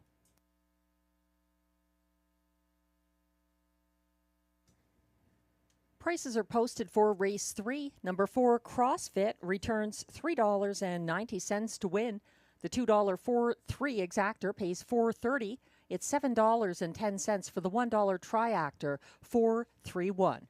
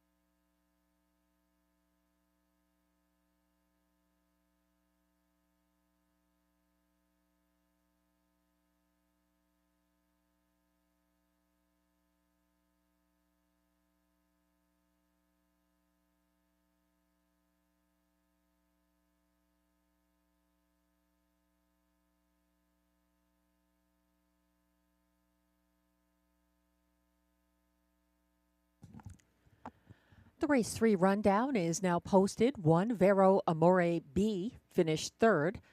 2, Synergy S, 4th. 2 to 5, favorite number 3, Final Text was 2nd. And 4, CrossFit, the winner for Marie-Claude Auger. From the top down, your program should read 3-4-2-1. The fractions 28 flat to the opening quarter, 57-4 at the half, 125-4 at 3/4, 156-3. The winning mile for CrossFit, his 4th win of the season and a seasonal best mark for CrossFit, 156 and 3.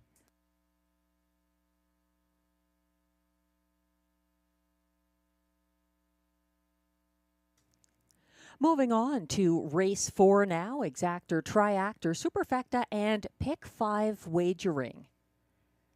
We only have 8 races tonight. That's why the pick 5 falls here in race 4 instead of later on. And this is a nice group of trotters, some of them dropping down from the preferred level.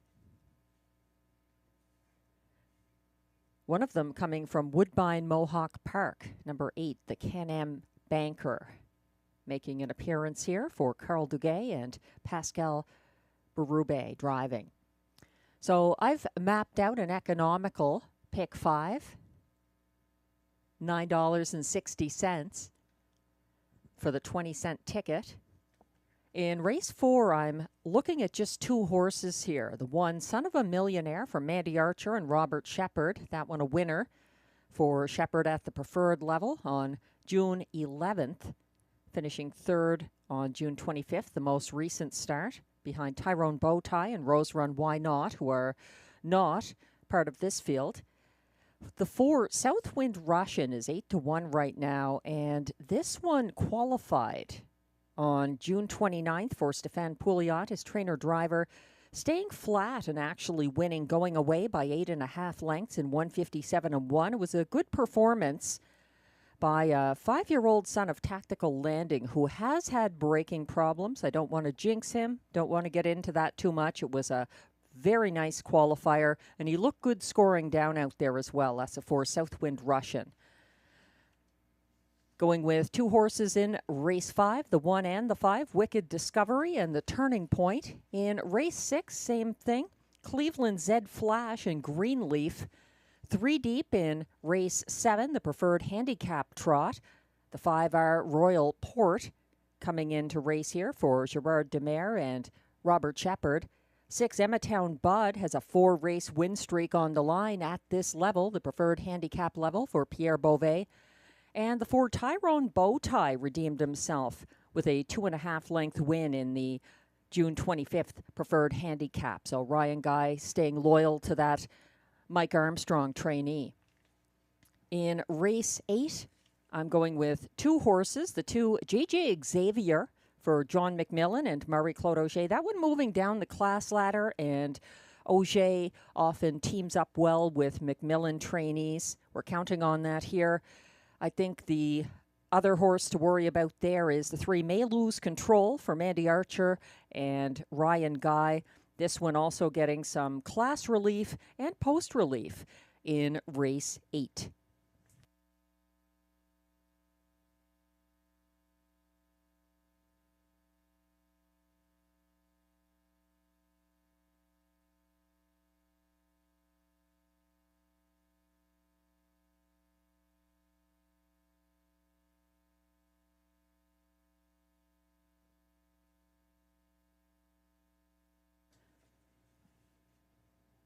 As we wait for the post parade to come on track for race 4, I should mention the only change in that sequence is in race 6, an equipment change on 7, Miche Charm, going blinkers to blind bridle. That's a 7 in race 6, part of the pick 5 sequence that begins here in race 4.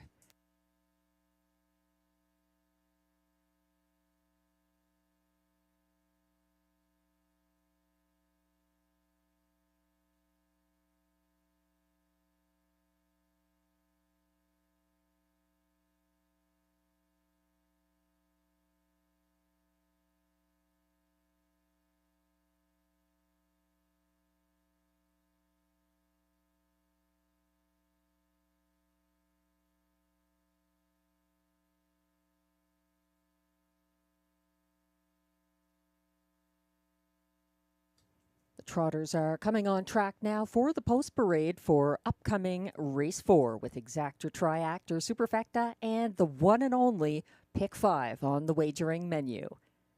Favoritism back and forth so far between the 1, Son of a Millionaire, and 3, Stomper Tom, the current 8-5 top choice.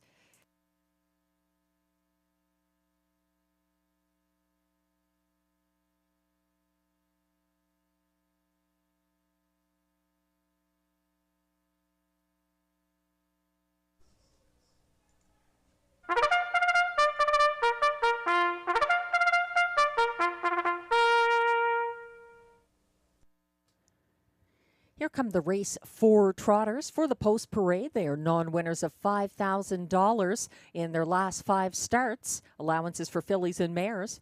Also eligible non-winners of $50,000 lifetime and $18,000 claimers, as well as non-winners of $900 per start in their last 10 races.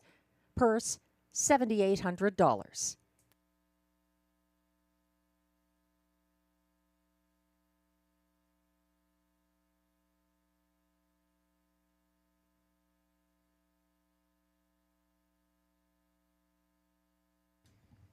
One is Son of a Millionaire, the current 9-5 favorite, owned by Jamie Copley and Kimberly Eaton of Ontario with the Max Webster stable of Nova Scotia, trained by Mandy Archer. Robert Shepard drives.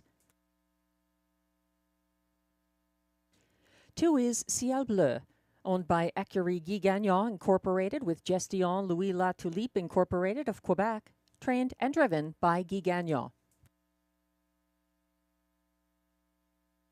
3 is Stomper Tom, owned by Wade and Philippe Toussaint of Cardinal, Ontario, trained by Mike Armstrong. Ryan Guy drives. 4 is Southwind Russian, owned by a numbered Quebec Corporation of Gloucester, Ontario, trained and driven by Stéphane Pouliot. 5 is J.M. Stella, owned by Ferme Canico Farm Incorporated of Saint-Bernard-de-la-Colle, Quebec, trained by Kelly Duval-Lacaille. Sylvain Lacaille drives. 6 is Raising Rusty, owned by a numbered Quebec Corporation of Gloucester, Ontario, trained by Stéphane Pouliot. Melanie Plourde drives. 7 is Mask of Zorro, co-owned by trainer-driver Benoit Ibert of Papineauville, Quebec, who shares ownership with Eric Lafleur of L'Ange Gardienne, Quebec. Completing this field, number 8, the Can-Am Banker, owned by Investissement KFB of Sorel-Tracy, Quebec, which shares ownership with trainer Carl Duguay of Trois-Rivières, Quebec. Pascal Berube drives. That's your field of 8 trotters for upcoming Race 4, Exactor, Triactor, Superfecta, and Pick 5 wagering. No changes in races 4 or 5.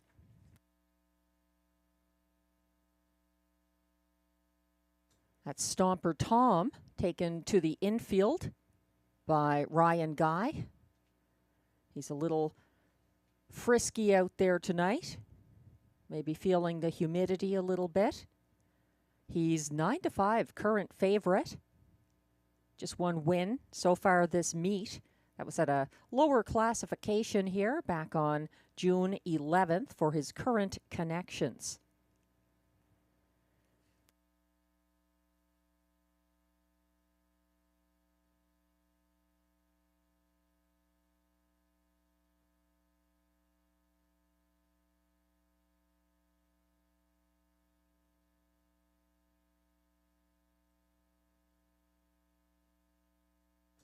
Taking a look at track handicapper selections, both Glenn and myself have landed on a 7-1 shot here. And he's 7-1 for a reason. You have to have a little bit of trust in the 4, Southwind Russian, who turned in an encouraging qualifier here Sunday, overtaking Incredible Hall on the first turn and gradually opening up to win going away over 4 other trotters. None of them were off stride. Southwind Russian wired at a lower level on May 21st, his most recent start without a miscue. So that's what it comes down to. Watching to see if he can keep his mind on business. That's the 4, Southwind Russian. Glenn and I both like the 1 in the place spot. I think he's a potential winner here. He is moving down from the preferred handicap. He cleared Raising Rusty on the first turn last Wednesday and stretched out first over winner Tyrone Bowtie en route to 3/4 and held on for show. He's got the class relief in his favor. The 6 is Raising Rusty, who sprinted to an early lead in the Sunday preferred handicap and then pocketed up behind new leader Son of a Millionaire, battling him for show after Tyrone Bowtie and Rose Run Why Not opened up in the stretch. 7-1 right now on the 6, Raising Rusty. And then the 2, Ciel Bleu, making his first start since June 13th, the winningest of this field this year, most recently on a class hike to this level, May 28th.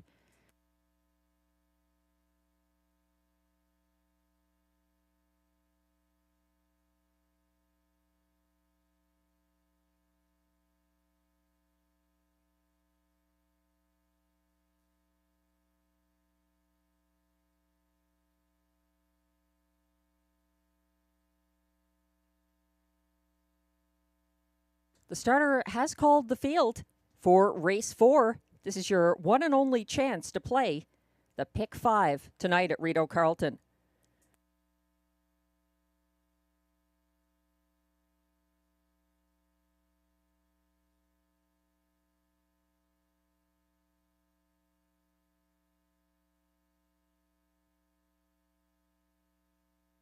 The trotters are lining up behind the gate for race 4. 1 is Son of a Millionaire, Robert Shepard. 2, Ciel Bleu, Guy Gagnon.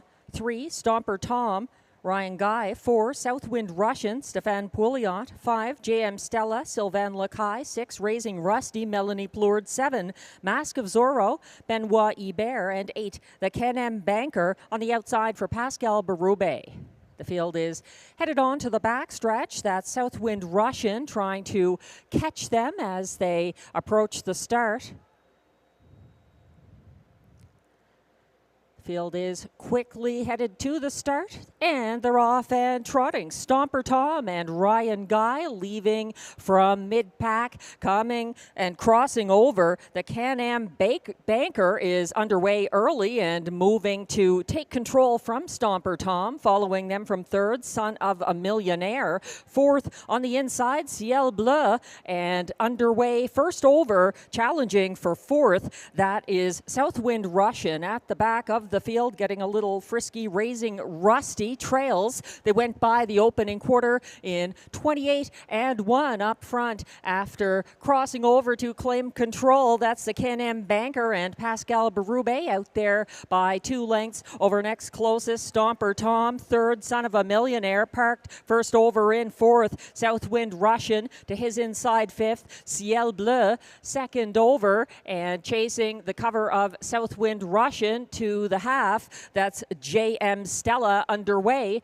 They reached the half in 57 and 4, still led by the Can-Am Banker, stalked by Stomper Tom. Further back, Son of a Millionaire. It's a gap of 4 lengths to Ciel Bleu, who's 4th, parked and now backing down slightly. Southwind Russian in 5th. Here comes a big move from JM Stella, circling that cover to land 4th, approaching 3/4. 5th now, that's Raising Rusty coming on and backing through the field. Ciel Bleu is moving in reverse. They went by 3/4, 1:26 and 3. The Can-Am Banker trying to score another win tonight for Pascal Berube. That's Stomper Tom drawing alongside. Son of a Millionaire moving up the inside, but from post 8 and all, the Can-Am Banker makes bank for Pascal Berube's 2nd driving win of the night. Stomper Tom 2nd, Son of a Millionaire 3rd, JM Stella 4th, 156 flat.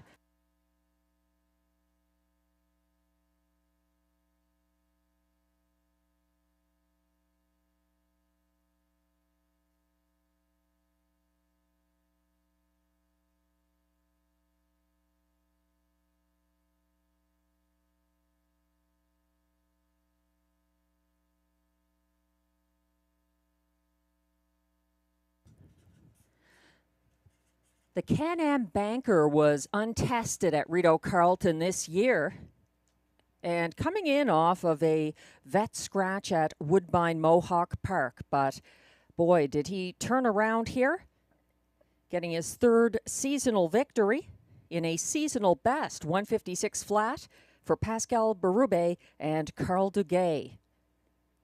The Can-Am Banker. Wow.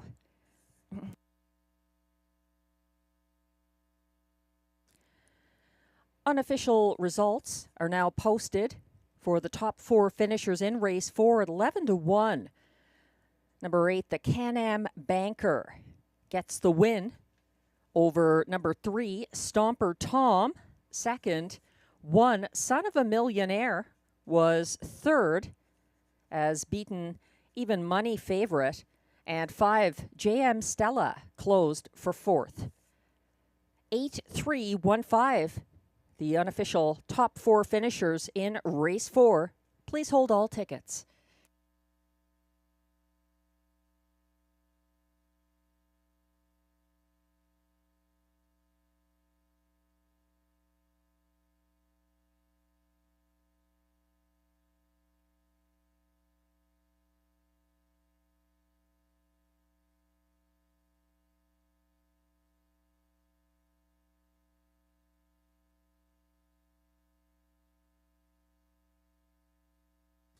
Now returning to the Rideau Carleton Winner's Circle, unofficial race 4 winner, and the second driving win of the night for the drummer Pascal Berube.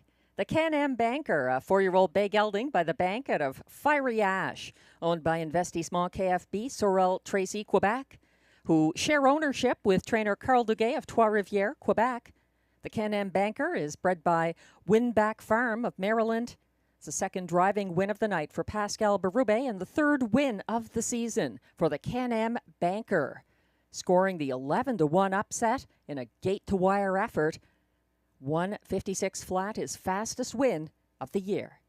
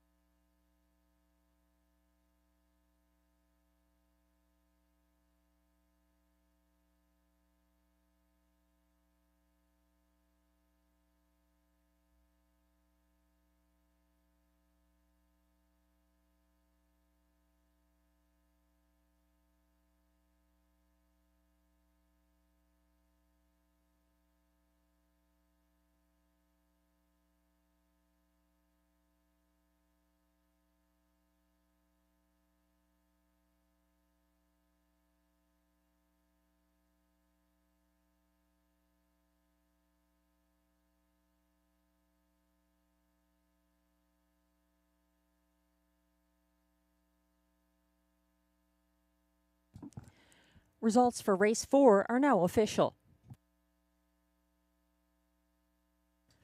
Prices are posted for race 4. Number 8, the Can-Am Banker, returns $25.50 to win. The $2 exactor 8-3 combination, $172.80. $339.15 for the $1 831 Triactor ticket, and the $1 Superfecta 8315 combination pays $1,749.50.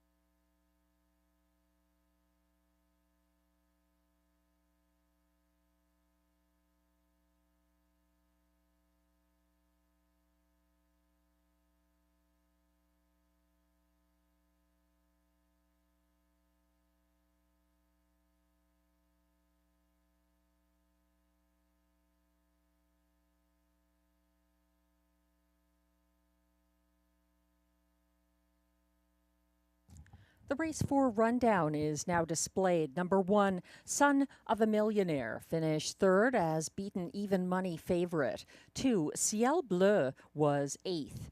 3, Stomper Tom was second. 4, Southwind Russian finished 7th. 5, JM Stella was 4th. 6, Raising Rusty 5th. 7, Mask of Zorro 6th. And 8, the Can-Am Banker, the race winner for Carl Duguay and Pascal Berube.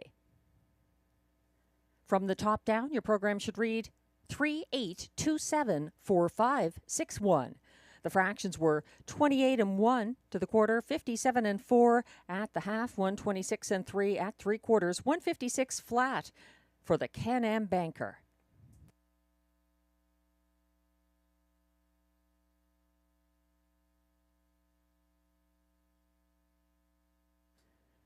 Race 5 is coming up next. Exactor, Triactor, Superfecta, and late pick 4 wagering. I say late because we only have the 8 races going on this evening. If you're in the Ottawa area, you'll want to check out Hard Rock Ottawa's grand opening of the hotel and casino. That's happening tomorrow. Meanwhile, coming up in Race 5, we've got a nice field of 5 pacing mares. A couple of them newcomers coming in from different tracks recently. The 2 Dakota Shadow has been racing in the Maritimes, the 5-year-old daughter of Shadow Play. And the 1 Wicked Discovery coming in from Georgian Downs.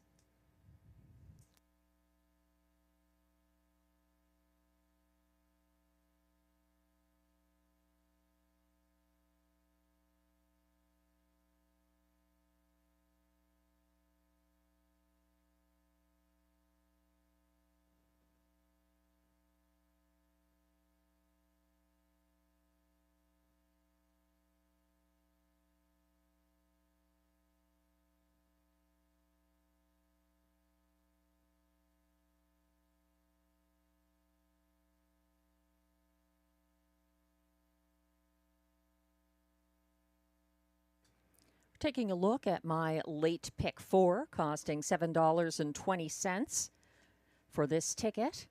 Going with the 1 and the 5 here, Wicked Discovery and the Turning Point. 2 horses in race 6 as well, Greenleaf and Cleveland Zed Flash.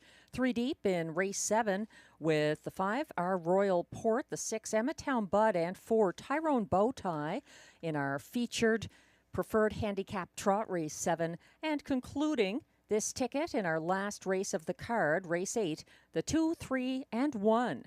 JJ Xavier May Lose Control and Springbridge Gym. $7.20 for that 20-cent pick 4 ticket.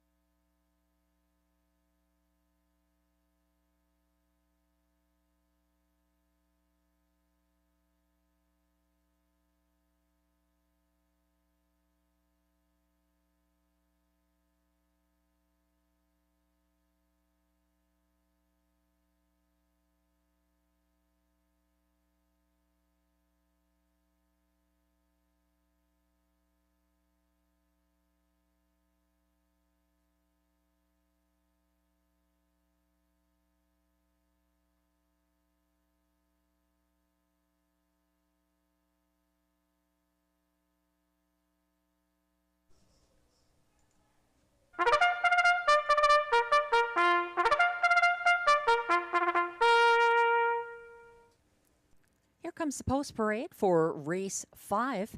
These fillies and mares are pacers. $8,500 through $12,500 claiming tags attached, except those who fit the also eligible here. Non-winners of $1,500 in their last 5 starts who draw in with the $8,500 claimers. The purse is $6,300.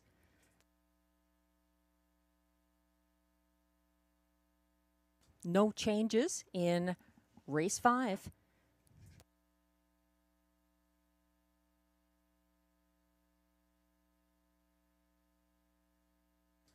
Leading the post parade, number 1 is Wicked Discovery, co-owned by trainer Gerard Demare of Ontario with Jean-Roch Marois of Quebec. Robert Shepard drives. 2 is Dakota Shadow, owned by Reg Ferguson of Stratford, Prince Edward Island, trained by Mike Armstrong, driven by Ryan Guy. 3 is Beach Journey, owned by Écurie Guy Gagnon Incorporated with Frédéric Gagnon of Gatineau, Quebec. Guy Gagnon trains and drives.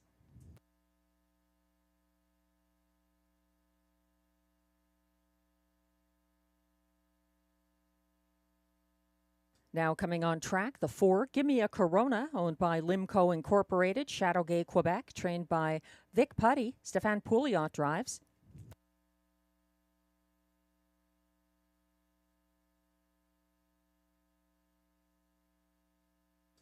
And completing this field of 5, number 5, The Turning Point, owned and trained by Robert Bernicki of Quebec. Marie-Claude Auger drives. That's your field for upcoming race 5 with Exactor, Triactor, Superfecta, and late pick 4 wagering.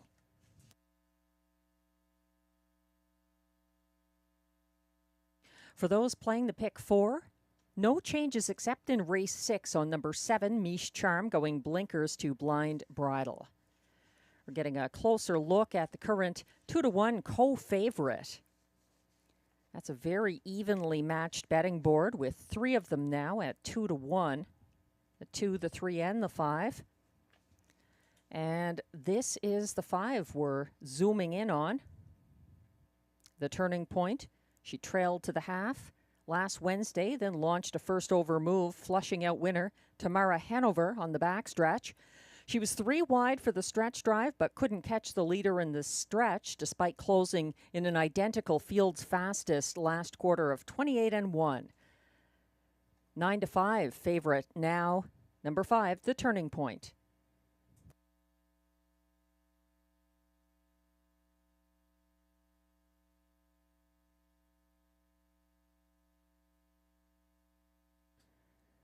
Glenn Pearson has put The Turning Point on top of his ticket here. He likes the 4, Gimme a Corona, in the place spot, and then going to the 1, Wicked Discovery to show. And he completes his Superfecta ticket with number 3, Beach Journey. I've got Wicked Discovery on top as a potential spot play here. She's 5-1 at the moment. Keep in mind the Can-Am banker upset last race, so I don't know. I wouldn't be playing all the favorites just because we had winning favorites in the early double. So 6-1 seems fair. I'm going to put that one on top. The Turning Point is my other horse here in this opening leg of the late pick 4. Then I've got Gimme a Corona, and in the final place in my Superfecta, number 3, Beach Journey, whose latest win was on May 21st from the same post on the front end at a lower claiming level. She pocketed up behind Wildcat Lisa Wednesday and had a mild late bid.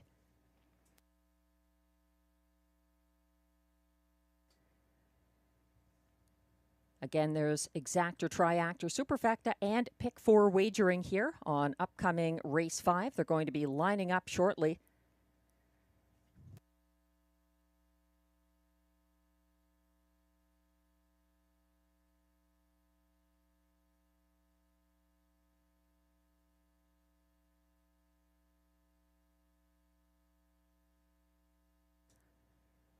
The starter has called the field for race 5. This is your last opportunity this evening to play the pick 4 here at Rideau Carleton.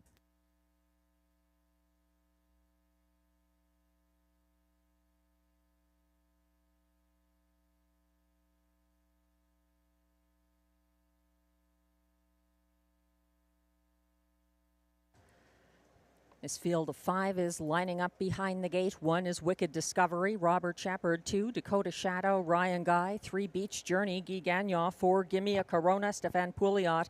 5, The Turning Point, Marie-Claude Auger. They're all lined up on the turn, headed towards the backstretch.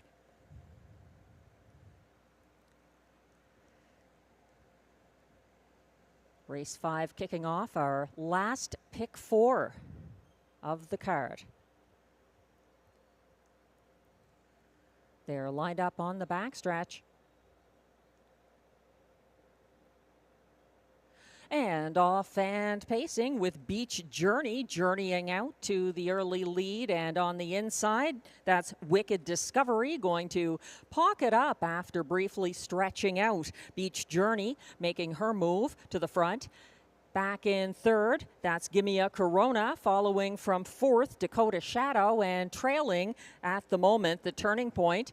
They're underway to the opening quarter up front. Beach Journey where she likes to be on the front end, and getting there in 28-2 for Guy Gagnon, leading down the stretch the first time, stalked by Wicked Discovery. 2 lengths behind that one in third, Gimme a Corona, an equal margin back to fourth, Dakota Shadow, and still trailing. The Turning Point is tightening up and looking ready to make a move soon. Still on the lead, unchallenged at this point. It's Beach Journey journeying around the second turn and to the half for Guy Gagnon, getting there in 57-4 and continuing to keep ahead of pocket sitting. Wicked Discovery patient in the pocket for Robert Shepard.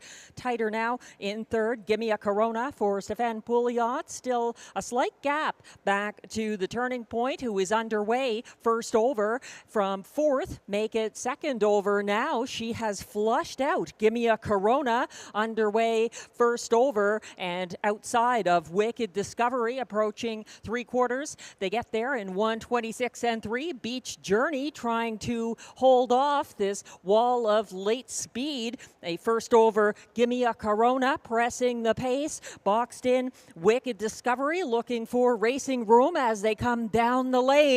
It's still Beach Journey journeying on the front end. Wicked Discovery up the inside, widest of all, The Turning Point. The Turning Point is going to get the win by a neck over Beach Journey, Gimme a Corona, and Wicked Discovery. 1:55-3.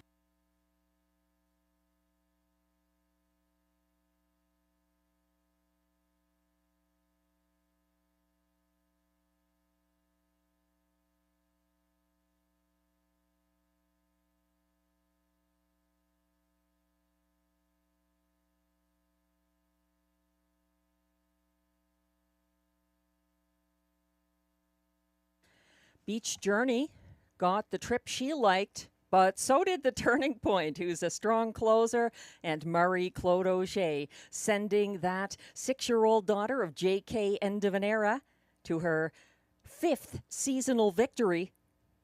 1:55-3.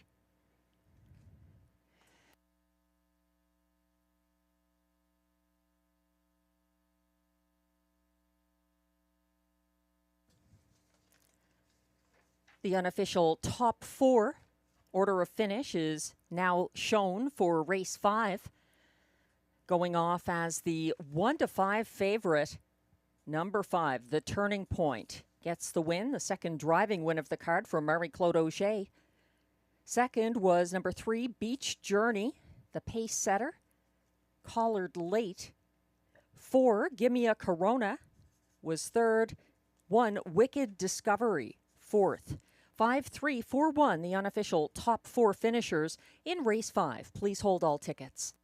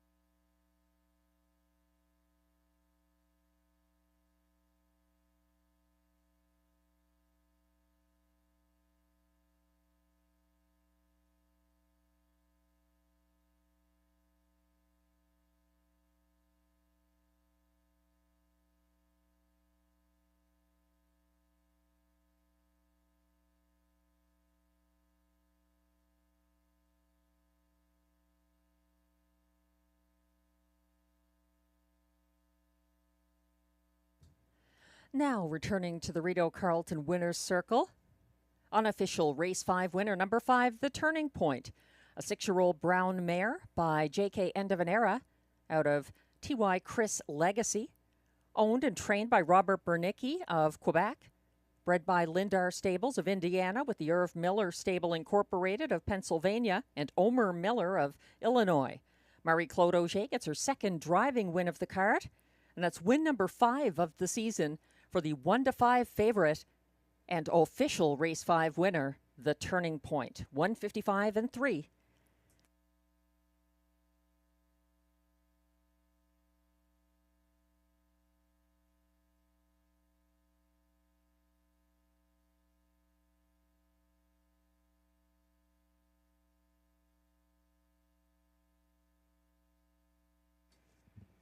Prices are posted for Race 5, where number 5, The Turning Point, pays $270 to win. The $2.53 exacta returns $760. The $1 pick 3, $4.85, 3 of 3 pays $57.75. The $1 pick 4, 4 of 4 pays $58.85 for the 5-4-8-5 pick 4 combination. That's 4 of 4 in the pick 4. 5-4-8-5. $11.77 if you had it for 20 cents. The $1 Triactor, 534, $6.85. The $1 Superfecta, $14 for the 5341 ticket.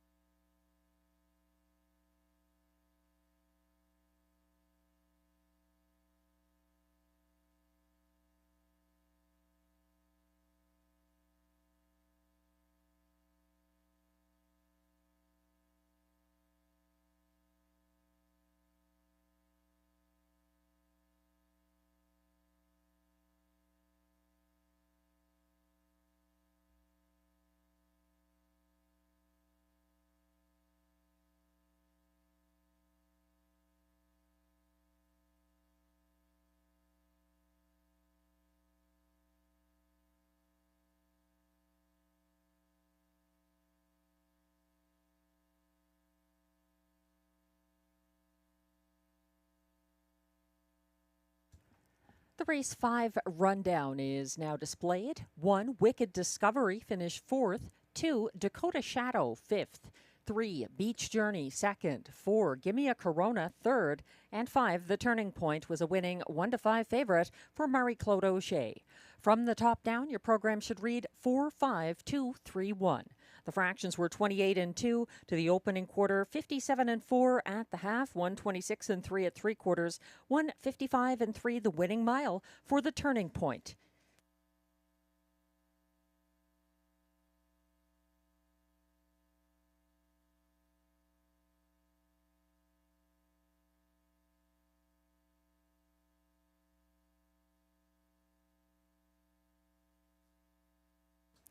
Race 6 is coming up next.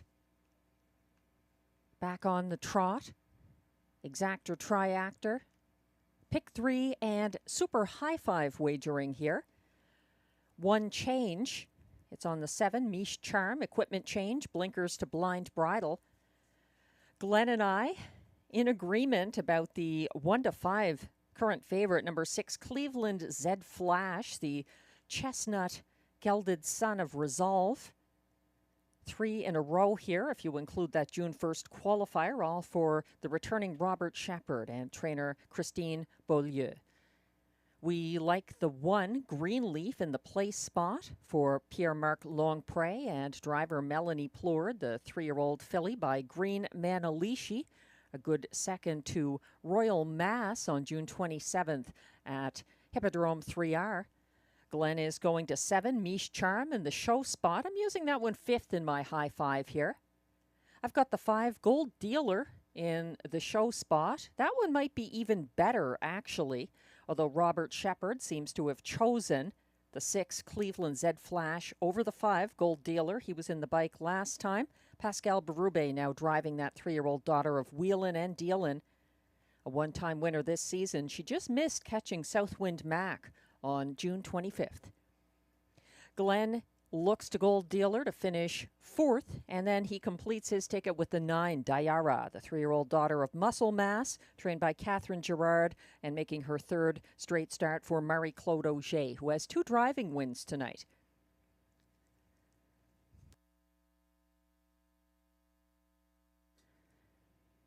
The trotters are coming towards the track for the race 6 post parade. Again, exactor, triactor, pick 3, and high 5 wagering.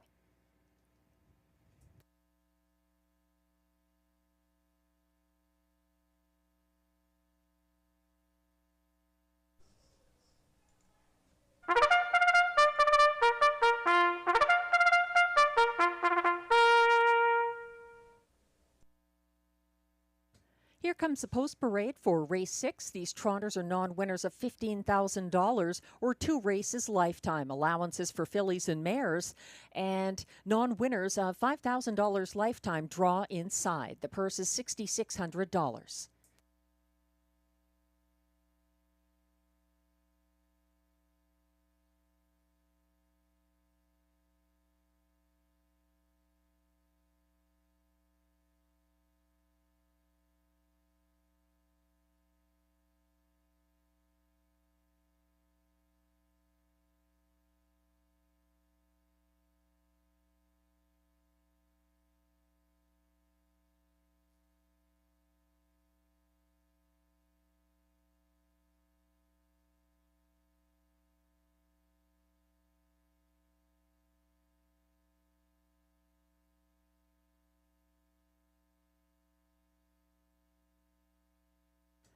Number 1 is Greenleaf, owned by Écurie Largo Incorporated of Notre-Dame-de-Lourdes, Quebec, trained by Pierre-Marc Longpré. Melanie Plourde is in the sulky.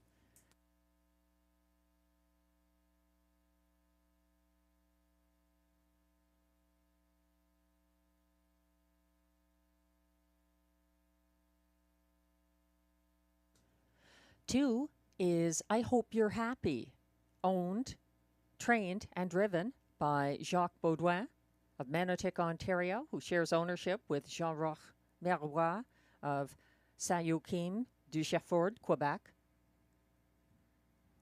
Still waiting for visuals on the 2. Here's the 3, Orly's Angel, owned by Orlando Stables Incorporated, La Salle, Quebec, trained by Jean Beauregard. William Waugh drives.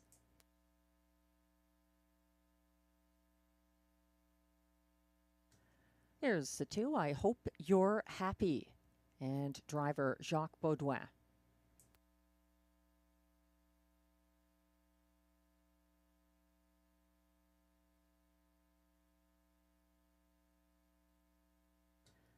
Four is Massothérapeute, owned by Écurie Largo Incorporated, Notre-Dame-de-Lourdes, Quebec, trained by Pierre-Marc Longpré, driven by Stéphane Pouliot.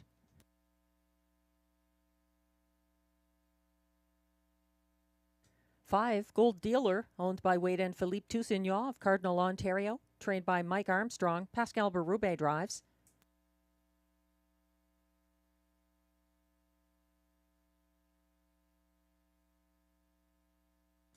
Here comes the 1-5 current favorite from post 6, Cleveland Zed Flash, owned by trainer Christine Beaulieu of Mirabel with Melissa Beaulieu of Cleveland, Quebec, Robert Shepard drives.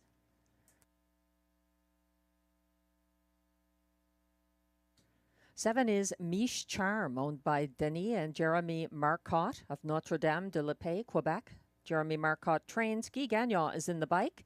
And note the equipment change on the 7 Miche Charm, going blinkers to blind bridle.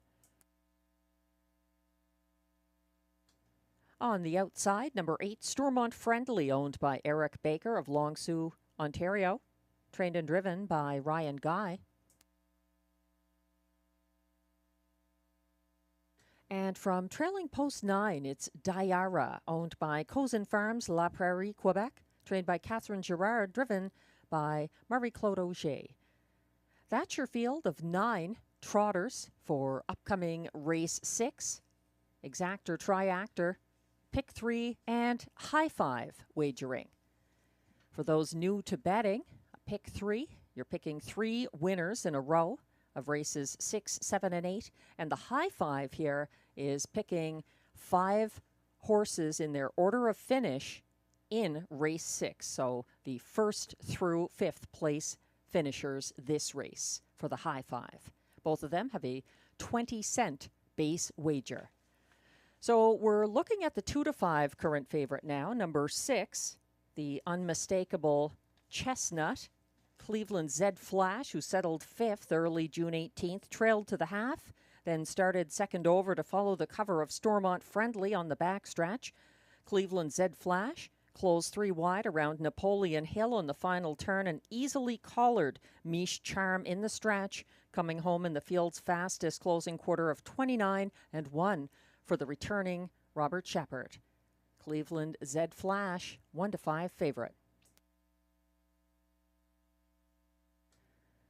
Greenleaf, number 1, was a beaten 1 to 2 favorite for Stéphane Brosseau at Hippodrome 3R Friday. Greenleaf sat a loose pocket behind pace-setting Royal Mass in that start and had a first over move on the final turn, but lost ground in the stretch. Up in class here, 5 to 1. The current price on Greenleaf, a 3-time winner this season. Melanie Plourde picking up the catch drive. The 5 Gold Dealer, I think, is overlooked at 12 to 1. I'd be more inclined to put that horse into an exactor box here with the 6 and 1. Gold Dealer could upset. Gold Dealer missed by a neck last Wednesday. That was for Robert Shepard, who is driving the 6 Cleveland Zed Flash here. Gold Dealer pocketed up behind the front-end winner Southwind Mac and missed by a neck. Also watch the 9, Marie-Claude Auger, 2 driving wins tonight. Diara makes her first start from the 2nd tier. She raced second last until launching a first over move on the backstretch. In her latest start, she was 3 wide late, well behind the going away winner Southwind Mac in her latest start. The starter has called the field for race 6.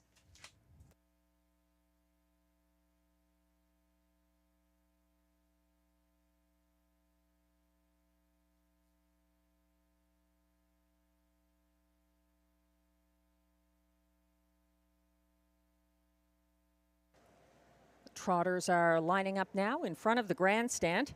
1 is Greenleaf, Melanie Plourde. 2, I Hope You're Happy, Jacques Baudouin. 3, Orly's Angel, William Waugh. 4, Mazoterapeut, Stéphane Pouliot. 5, Gold Dealer, Pascal Berube. 6, Cleveland Zed Flash, Robert Shepard. 7, Miche Charm, Guy Gagnon. On the outside, 8, Stormont Friendly, Ryan Guy. The trailer is 9, Diara, Marie-Claude Auger. They're on the turn, gradually getting in position. I Hope You're Happy, a couple of lengths behind the others, as is Greenleaf now. They're quickly approaching the start. They're off and trotting, a staggered start. Cleveland Zed Flash is taken back and moving to the front early. That's Gold Dealer for Pascal Berube, who clears Green Leaf to get there and caught wide. Advancing first over now, Miche Charm and Guy Gagnon going to push on into second, shuffling back Green Leaf to third.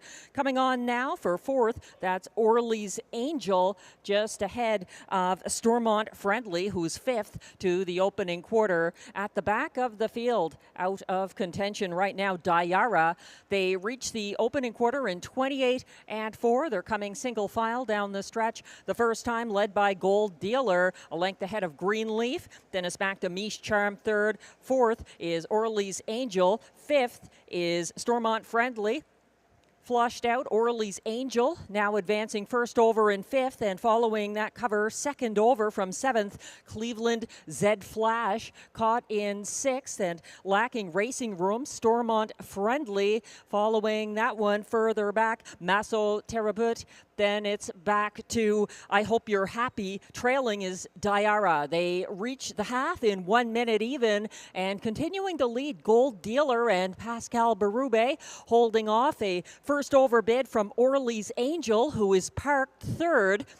Looking eager to get out of the pocket. Green Leaf is pressing on in second. Here's a first over bid now. Cleveland Zed Flash is third outside of Green Leaf, gearing up for the stretch drive. Miche Charm is fourth. They went by 3/4 in 1:29 and 2, and trying to see this through on the front end for Pascal Berube. Gold Dealer hoping to strike gold up the inside. Miche Charm. Gold Dealer fighting on. Green Leaf coming late. He needs the wire. Gold Dealer getting the win for Berube over Green Leaf. Miche Charm. Cleveland Zed Flash. 1:59 flat.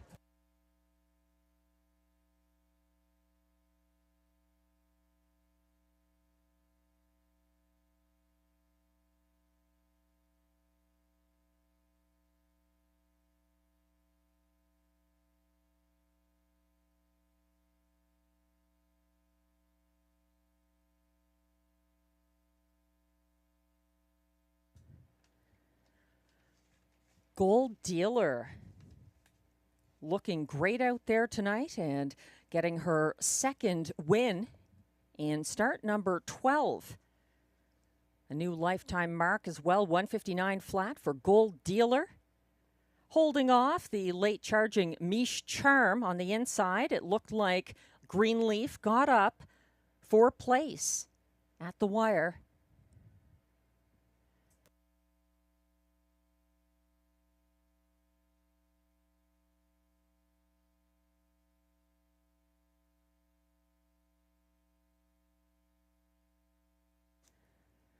The unofficial top 5 order of finish is now posted for race 6, winning at odds of 23-1 for Pascal Berube. That's the 5, Gold Dealer. Over 1, Green Leaf. Second, 7, Miche Charm was third. The 1-9 favorite, Cleveland Zed Flash, could only reach up for fourth, ahead of 4, Mazoterapeut, who was fifth. 5, 1, 7, 6, 4. The unofficial top 5 finishers in race 6. Please hold all tickets.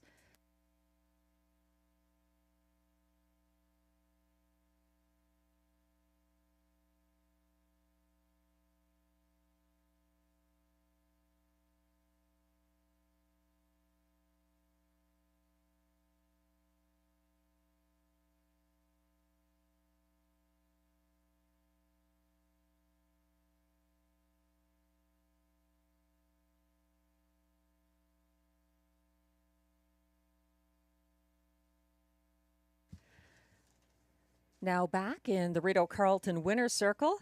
That's a third driving win of the night for the drummer Pascal Berube, and a new lifetime mark for number 5 Gold Dealer, the unofficial race winner, a 3-year-old Bay filly by Wheelin' and Dealin' out of Risk Seeker, owned by Wade and Philippe Toussaint of Cardinal, Ontario, bred by Cynthia Graham, William Wolfrey, both of Warkworth, Ontario, trained by Mike Armstrong. That's a second career victory. 159 flat, a new mark for the 5 Gold Dealer at 23-1.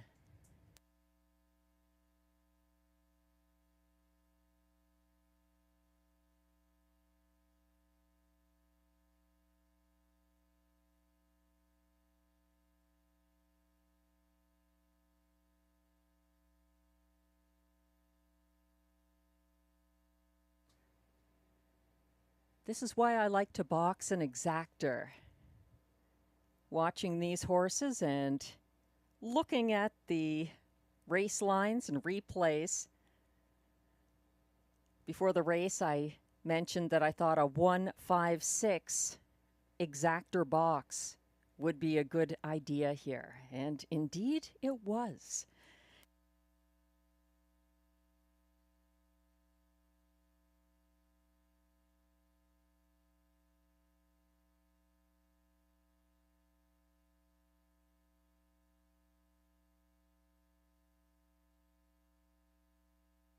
Race 6 results are now official.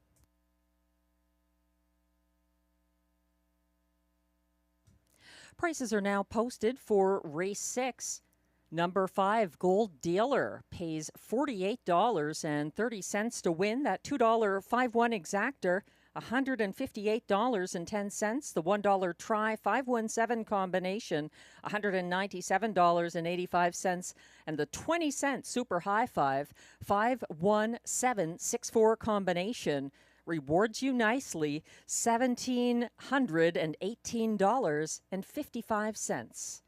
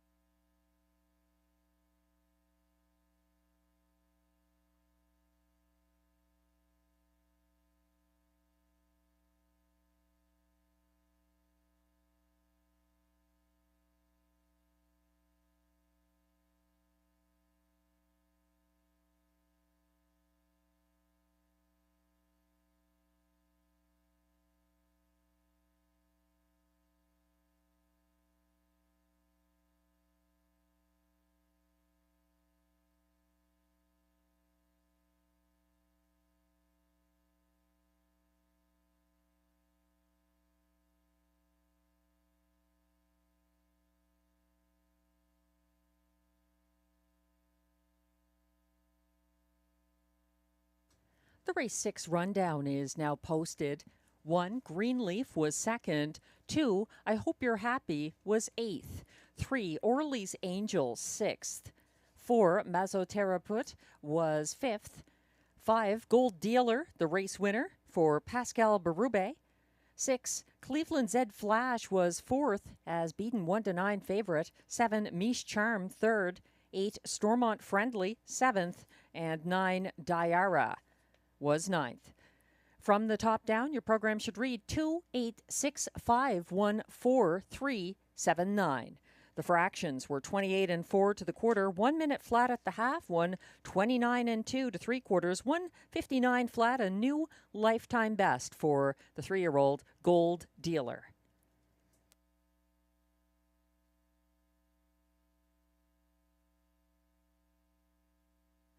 Race 7 is coming up next here at Rideau Carleton.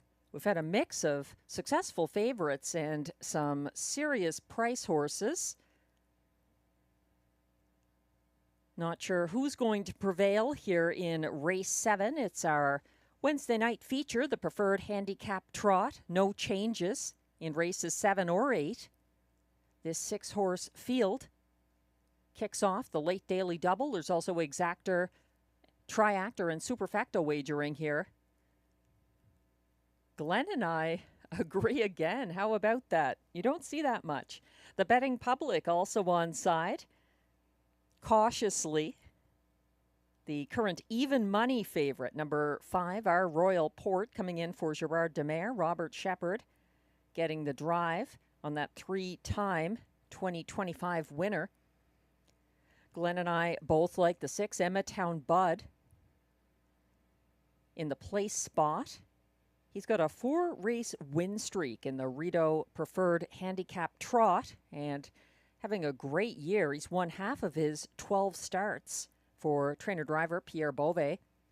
In the show spot, we're going to the 4 Tyrone Bowtie for Mike Armstrong and Ryan Guy, 4-time winner this season, and capturing the June 25th Preferred Handicap Trot over Rose Run Why Not. And that's who I'm using to complete my superfecta here. Number 3, Rose Run Why Not, the only mare in the field who's been improving quite a bit in her last couple of starts. A winner at a lower level here for Pascal Berube and Carl Duguay on June 18th. And then she was running out of racetrack hunting Tyrone Bowtie to the wire in the June 25th edition. Glenn is going with number 2, Impressive Dude, for trainer-driver Guy Gagnon to complete his superfecta ticket.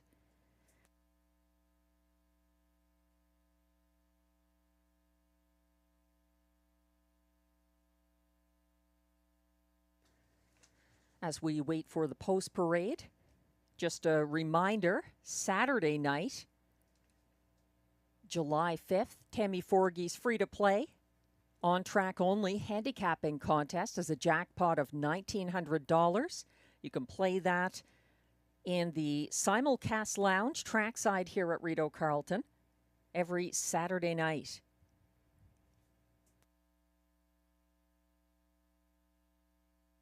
Also tomorrow, a big day in the history of this facility. Hard Rock Ottawa having a grand opening for the casino and hotel. Beautiful facilities. You'll want to check them out. A variety of dining options. That's all happening tomorrow.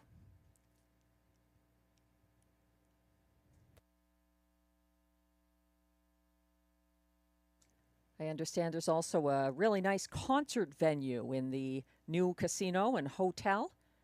So a lot of excitement coming to this property. Rideau Carleton continues to race. And our top class trotters are coming on track now for the post parade.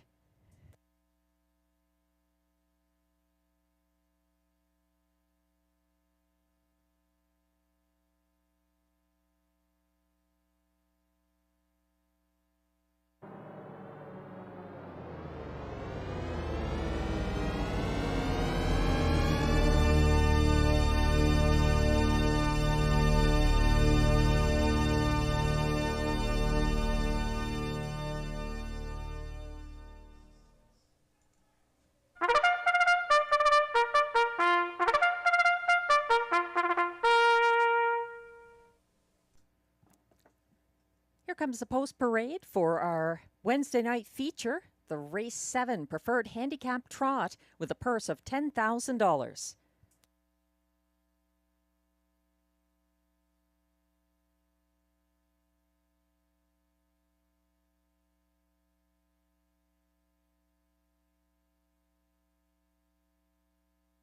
Leading the post parade, number 1 is Wish You'd Tell Me, owned by trainer Gerard Vaillancourt of Kemptville, Ontario. William was in the bike.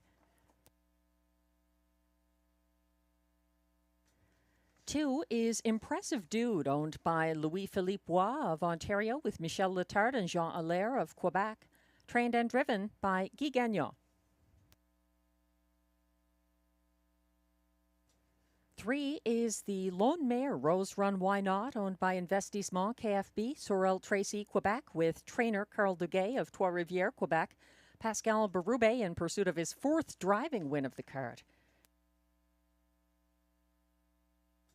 4 is Tyrone Bowtie, owned by Rachel Burns and Wade Toussaint of Cardinal, Ontario. Mike Armstrong trains, Ryan Guy drives. 5 is the current 1-2 favorite, Our Royal Port, owned by La Ferme Tag Incorporated of Papineauville, Quebec, trained by Gerard Demare. Robert Shepard drives. And completing this field from post 6, Emmatown Bud for owner Nicole Beauvais-Gertner of Apple Hill, Ontario, trained and driven by Pierre Beauvais. That's the field of 6 preferred trotters for upcoming race 7. No changes in races 7 or 8. There's late daily double wagering as well as exactor, triactor, and superfecta betting. This is our second last race of the card. Just 8 races tonight. And we're looking at the even money current favorite.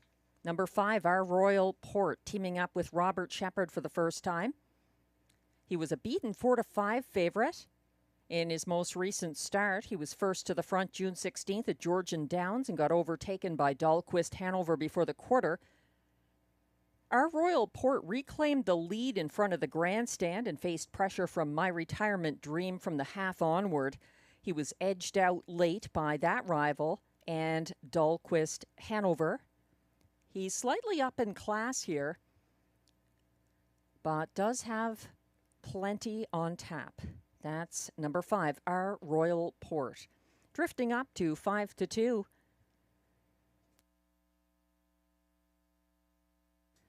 People have paid attention to the strong performance of driver Pascal Berube tonight. He's passing the tote board right now with the mare here, number 3, Rose Run Why Not.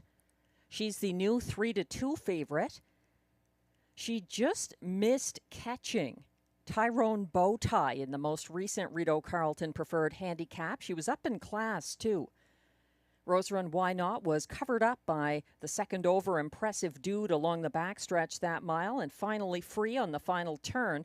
She stepped out first over from 4th and ran out of racetrack, trotting the field's fastest last quarter. Also fastest of the card for a trotter, 28-1. Number 3, Rose Run Why Not. The 6, making it hard to decide here. This is a very evenly matched group. At least the outside 4 I found very tough to choose from here. 1-2 now on number 6, Emmatown Bud, with that win streak on the line, undefeated in the last 4 Rideau Preferred Handicaps, where he made a start. Some of them from tougher posts, like 7 and 8. He crossed over off the gate to clear Impressive Dude June 18th and was never headed.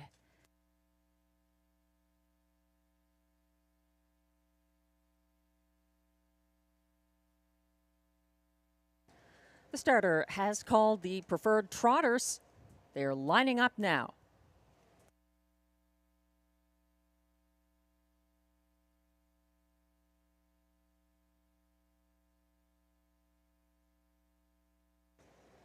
One is Wish You'd Tell Me for William Waugh. 2, Impressive Dude, Guy Gagnon.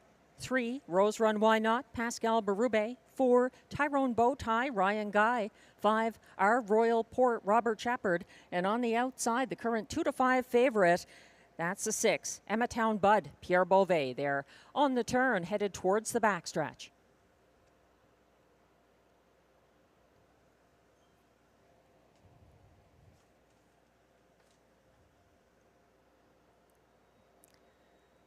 Nose is all on gate for race 7. And they're off and trotting. An excellent start, especially for Wish You'd Tell Me, surging out to the lead, crossing over. That's our Royal Port for Robert Shepard, trying to make front early. Wish You'd Tell Me going to settle second, following from third. That's Impressive Dude. And now racing uncovered from fourth, Emmetown Bud, following from fifth on the inside, Rose Run Why Not, and trailing in the early going, Tyrone Bowtie. They went by the opening quarter in a brisk 26-4, and they're now headed down the stretch, single file up front, leading the way and setting the tempo. It's our Royal Port, a length ahead of Wish You'd Tell Me, the pocket sitter. Then it's Impressive Dude third, fourth, that's Emmetown Bud, and starting up first over now from fifth, Rose Run Why Not, and Pascal Berube trailing to this point, Tyrone Bowtie. They're headed around the second turn, reaching the halfway point. Not challenged and getting there in 56-3. Lots of respect for our Royal Port for Robert Shepard, continuing to lead by just over a length with Wish You'd Tell Me sitting the pocket in third. Impressive Dude yet to make his move from fourth now. It looks like a first over move from Emmetown Bud, not gaining ground though. Shooting up the inside, that's Rose Run Why Not, second last, but skimming the pylons, gaining some ground and gearing up three wide from the back of the field, Tyrone Bowtie. They went by three quarters, 125 flat, and trying to see this through on the front end. Our Royal Port has opened up by a couple of lengths, still second, Wish You'd Tell Me, coming down the lane. It's a wall of horses chasing our Royal Port to the wire. He needs the wire. It's our Royal Port getting the victory. Close for second, looked like Emmetown Bud ahead of Rose Run Why Not, 154-4.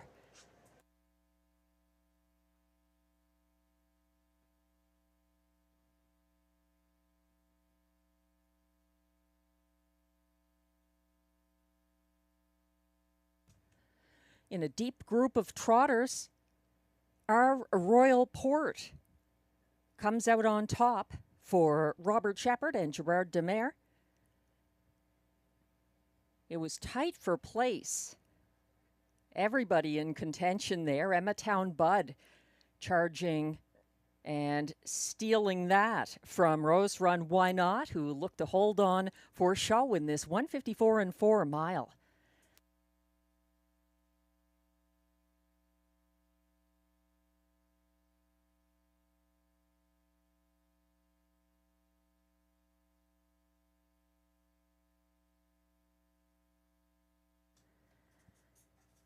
The unofficial top four finishers are now displayed for race 7. 3-5 favorite at the last flash. Number 5, our Royal Port, with a driving win for Robert Shepard over 6. Emmetown Bud, a fast closing second. The mare, Rose Run Why Not, number 3, was a close third. And the 1, Wish You'd Tell Me, at 30-1, a perfect pocket ride. Manages to hold on to complete the superfecta for William Waugh. 5-6-3-1, the unofficial top four order of finish for race 7. Please hold all tickets.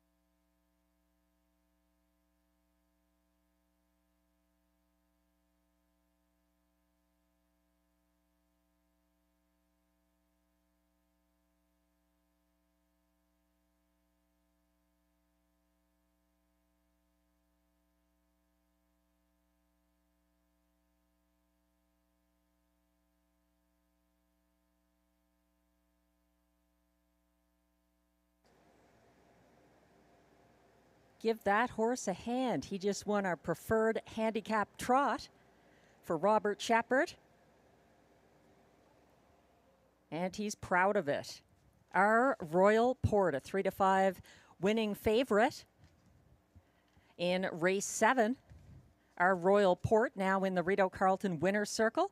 A 6-year-old bay gelding by Archangel out of World Class Izzy. Second driving win tonight for Robert Shepard. Our Royal Port, owned by La Ferme Tag Incorporated, Papineauville, Quebec, bred by Thomas Rankin and Elizabeth Rankin of St. Catharines, Ontario. Trained by Gerard Demare. That's win number 4 of the season in start number 10. And a new seasonal bass, just missing the lifetime mark. 154 and 4, our Royal Port.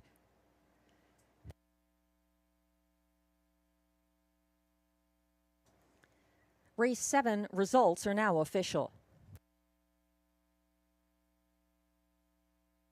Prices are posted for race 7. Number 5, our Royal Port returns $3.40 to win. The $2.56 exactor pays $9.30. $18.85 for the $1.563 triactor and the $1 superfecta. 5631 returns $73.25 thanks to Wish You'd Tell Me.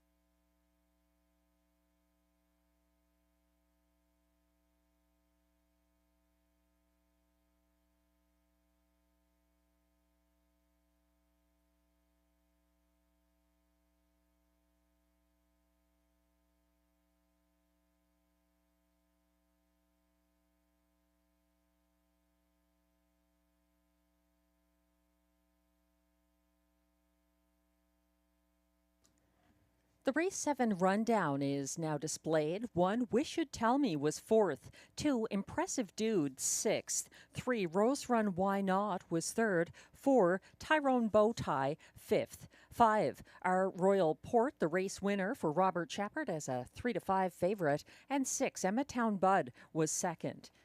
From the top down, your program should read 4, 6, 3, 5, 1, 2. The fractions were 26 and 4 to the quarter, 56 and 3 at the half, 125 flat to 3/4, 154 and 4 the winning mile for our Royal Port. 1/5 of a second away from equaling his lifetime mark.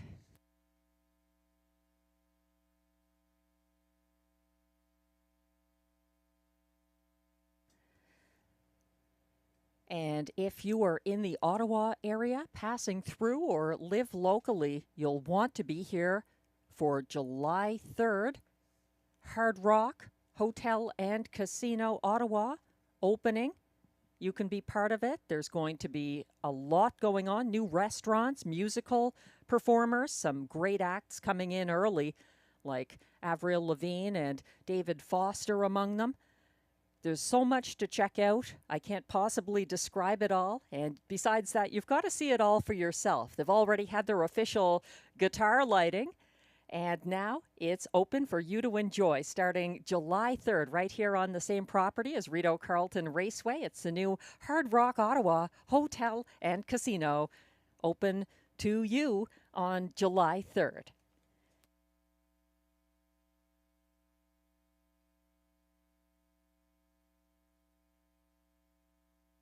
One more race tonight. Thanks again to the horse players and fans joining us this evening on track or at the OTB or online. We appreciate the wagering support. Race 8, our last of the night. It's a nice looking field of 8 on the pace, exactor, triactor, and superfecta wagering. Glenn Pearson likes the 4 here. Giggity, giggity, giggity for Mandy Archer and Guy Gagnon. I'm going to the 2, J.J. Xavier for John McMillan and Marie-Claude Auger. J.J. Xavier, the 2, currently 1-5. I wasn't expecting that, but he has got the class relief. He's racing without Lasix here, and he's a 5-time winner this season. J.J. Xavier, a nice horse that I've followed this season and even prior. He's an honest horse who tries to give his best, and I think this driver combination often works well, McMillan and Auger. Glenn Pearson looking to the 5, Arizona Jackson in the place spot, then going out to the 8, Monty's Gone Marble, the other John McMillan trainee, William Waugh driving that one. He's got 7, Hestinator for Marc-Andre Simoneau and Pascal Berube in the 4th spot, and then completes the high 5 with the 2, J.J. Xavier. I believe we have superfecta betting here. We'll have to double check that. Definitely exactor and triactor wagering. I've got J.J. Xavier on top. May lose control for some reason is 25-1 for Mandy Archer and Ryan Guy. I definitely recommend boxing these exactors with high-priced horses. May lose control. 2-1 morning line. It's interesting odds. I'm going with Springbridge Jim from the rail in the show spot. I think this is a potential upsetter as well for Andrew Moore and Robert Shepard. He's been racing in this class last week, finishing 7th, but that was not for Robert Shepard. Robert Shepard was actually driving this horse in his most recent win at a lower level back on June 4th, a front-end trip from an inside post. So beware Springbridge Jim. 1, 2, 3 box might work out well exactor-wise. And Arizona Jackson moving down the class ladder for Kara Stacey and Clark Stacey. Not sure what to make of him.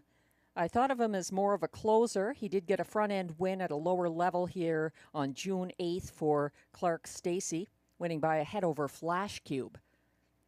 Arizona Jackson currently 8-1 from post 5.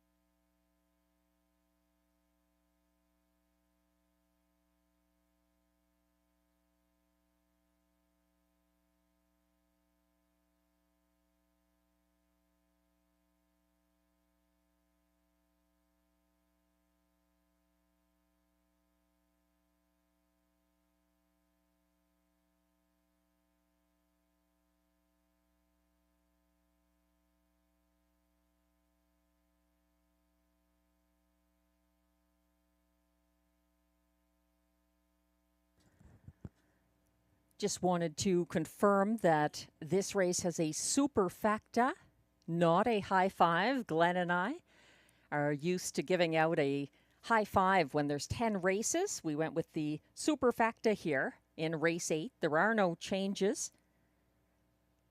Exactor, triactor, and superfecta wagering in our last race of the night.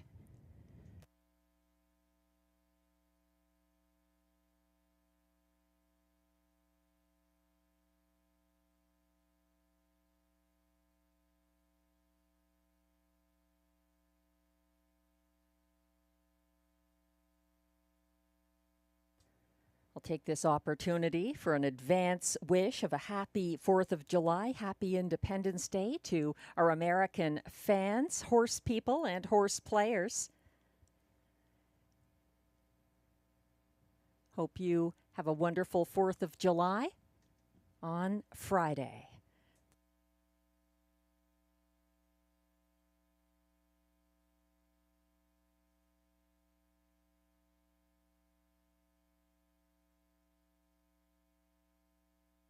Pacers are coming towards the track now for the Race 8 post parade. 6-5 favorite right now from post 2. It's JJ Xavier.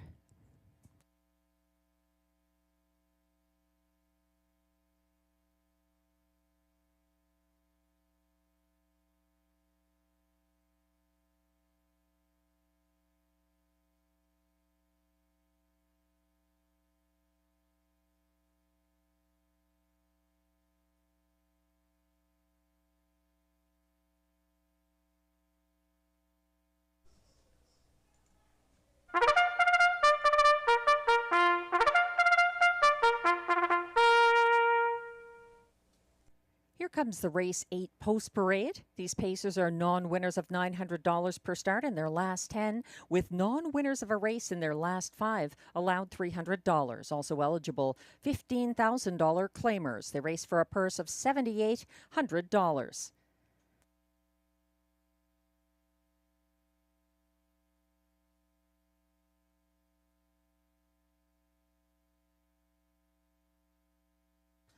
One is Springbridge Gym, owned by trainer Andrew Moore of Osgood, Ontario, who shares ownership with Tommy Godfrey of Charlottetown PEI. Robert Shepard drives. 2 is JJ Xavier, racing without Lasix tonight for owner-trainer John McMillan of Odessa, Ontario. Marie-Claude Auger drives. 3 is May Lose Control, owned by Jamie Copley of Kenmore with Kimberly Eaton of Brockville, Ontario. Mandy Archer trains. Ryan Guy gets the catch drive. The current 7-5 favorite and Glenn Pearson's pick here is the 4, Giggity Giggity Giggity, owned by Jamie Copley of Kenmore with Barry Treen of Spencerville and Ashley Murphy of Iroquois, Ontario. Mandy Archer trains. Guy Gagnon drives. 5 is Arizona Jackson, owned by Robin Morley of Mildmay, Ontario. Trained by Cara Stacey. Clark Stacey is in the sulky. 6 is Time to Dancing, owned by a numbered Quebec Corporation of Gloucester, Ontario. Trained and driven by Stéphane Pouliot. 7 is Hestinator, owned by Desjardins Noro Stable and trainer Marc-André Simoneau. They share ownership with Jean Fontaine and Huguette Leclerc, all of Quebec. Pascal Berube drives. Completing this field from post 8, Monty's Gone Marble, owned by Jeff and April Murphy of Iroquois, Ontario. Trained by John McMillan. William Waugh drives. That's your field of 8 Pacers for Race 8. As John McMillan would say, the Robbie D'Alessandro pace to conclude the card. Again, exactor, triactor, and superfecta wagering available on this second leg of the late daily double. The tote board fluctuating, and we're back and forth about who's the favorite. Right now, we're looking at the 2, JJ Xavier, 8-5. On the quick turnaround, he had a 2-move trip on Sunday, sent aggressively from the rail into an early 3-horse battle with Dillon's Bank and Day Delight. JJ Xavier was cleared by Dillon's Bank in front of the grandstand and then second over on the backstretch to follow the cover of 3-5 favorite Day Delight. He got parked on the final turn and tired. He's got class relief here in his first start for Marie-Claude Auger, who already has a couple of driving wins on the card. 8-5 right now on the 2, JJ Xavier. The 3 May Lose Control loses Robert Shepard to Springbridge Gym, but looks like Ryan Guy's choice over Hestinator. May Lose Control made a first over move against Flash Cube on the backstretch Wednesday and missed by a neck. Then May Lose Control stepped up in class Sunday. Not such a great result. A quick turnaround, though, for the 3 May Lose Control. Better than that most recent result, I would say. The 1 Springbridge Gym, 4-1 right now. He's up in class, but take note, his latest front-end win was for Robert Shepard June 4th at a considerably lower classification here. Springbridge Gym parked thrilling times on the first turn last Wednesday, then sat the pocket behind winner Flash Cube to the final turn before fading late. He's got a great post for his usual favored trip. That's the 1 Springbridge Gym. The 5 Arizona Jackson's 2025 victory was at a lower classification June 8th. He got squeezed back the single file third behind Stonebridge Hermes on the first turn Wednesday and was briefly first over at the quarter. He gapped the cover of Giggity Giggity Giggity past the half and was 3 wide from fourth at the top of the stretch. This is his second consecutive class drop. Number 5 Arizona Jackson. Giggity, giggity, giggity retains Guy Gagnon after a first over trip Wednesday from fourth approaching the half. He drew alongside Stonebridge Hermes on the backstretch, got parked and tired. Who do you like? Whoever you like, it's time to play it. The starter has called the field for race 8, our last of the night.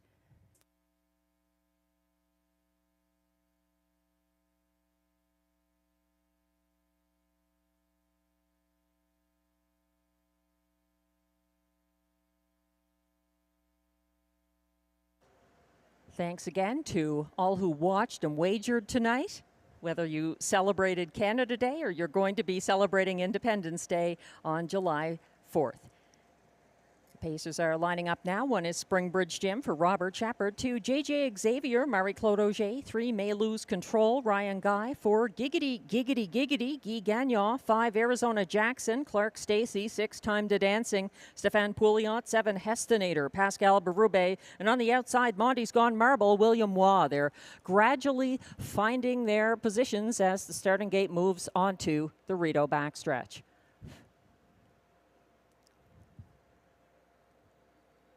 They're all in line. They're off and pacing, pushing the gate away. JJ Xavier leaving for Marie-Claude Auger, drawing alongside early. That's Giggity, Giggity, Giggity, and Guy Gagnon sticking ahead in front, but unable to clear. Also fighting back from the rail, Springbridge Gym for Robert Shepard, now taking back to sit third as Giggity, Giggity, Giggity looks to get around. JJ Xavier approaching the opening quarter, following them from fourth. May Lose Control. Up front now, it's settled. Giggity, Giggity, Giggity getting to the quarter in 26-4, keeping just ahead of JJ Xavier in the pocket. Then it's Springbridge Gym, May Lose Control fourth. Fifth is Monty's Gone Marble. Stepping out now, Arizona Jackson underway and flushing out May Lose Control. Third over from last, Hestinator is on the move. Caught in second last, Time to Dancing. They're headed towards the halfway point. 4 in, 3 out, and still led by Giggity, Giggity, Giggity. 56-4 to the half, a 30-second panel breather in the second quarter there for Giggity, Giggity, Giggity. On the outside, parked first over. May Lose Control is second from third. That's JJ Xavier caught in second over and continuing to gain ground on the outside. Arizona Jackson into fourth as Springbridge Gym drops back to fifth. At the three-quarter point, 1:24-2, trying to get the victory on the front end.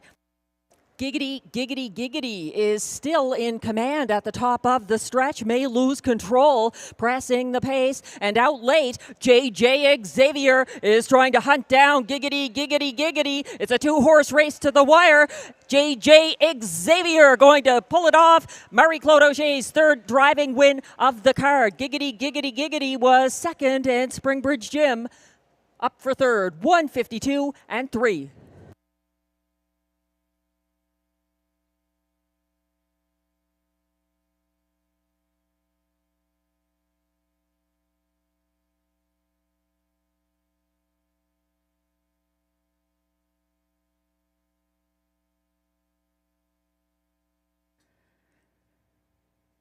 Giggity, giggity, giggity put in a terrific effort for Guy Gagnon, but the pocket ride, JJ Xavier, stepped up for Marie-Claude Auger to get his 6th win of the season and nearly matched his lifetime mark. A powerful late sprint to the wire, JJ Xavier in race 8.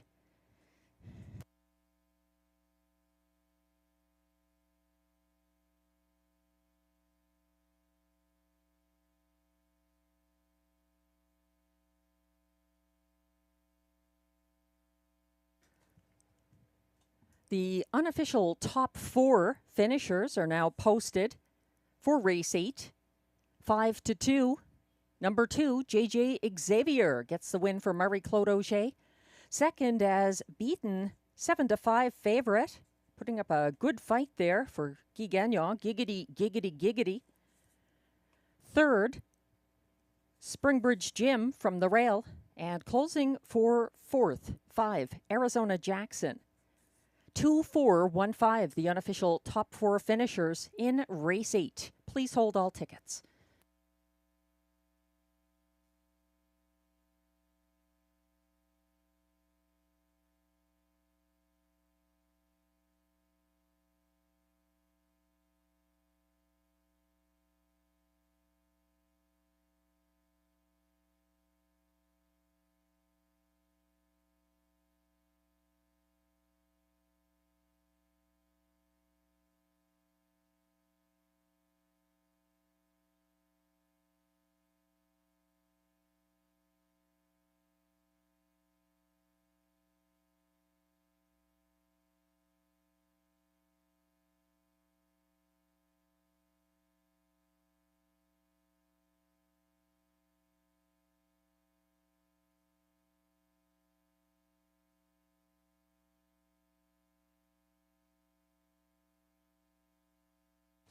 Now coming back to the Rideau Carleton Winner's Circle. Unofficial race 8 winner. Number 2, JJ Xavier, a 6-year-old bay gelding by Tobago Keys, out of JJ Mistress. Owned and trained by John McMillan of Odessa, Ontario. Bred by Jamie McKinley of Clyde River, PEI, with Windermere Farms of North Wiltshire, PEI. It's the 3rd driving win of the card for Marie-Claude Auger. 1:52.3, the fastest mile this season for JJ Xavier. It's his 6th win of the year as well. A great acquisition for John McMillan and a 5-2 winner in race 8. JJ Xavier, congratulations. Results are now official for race 8.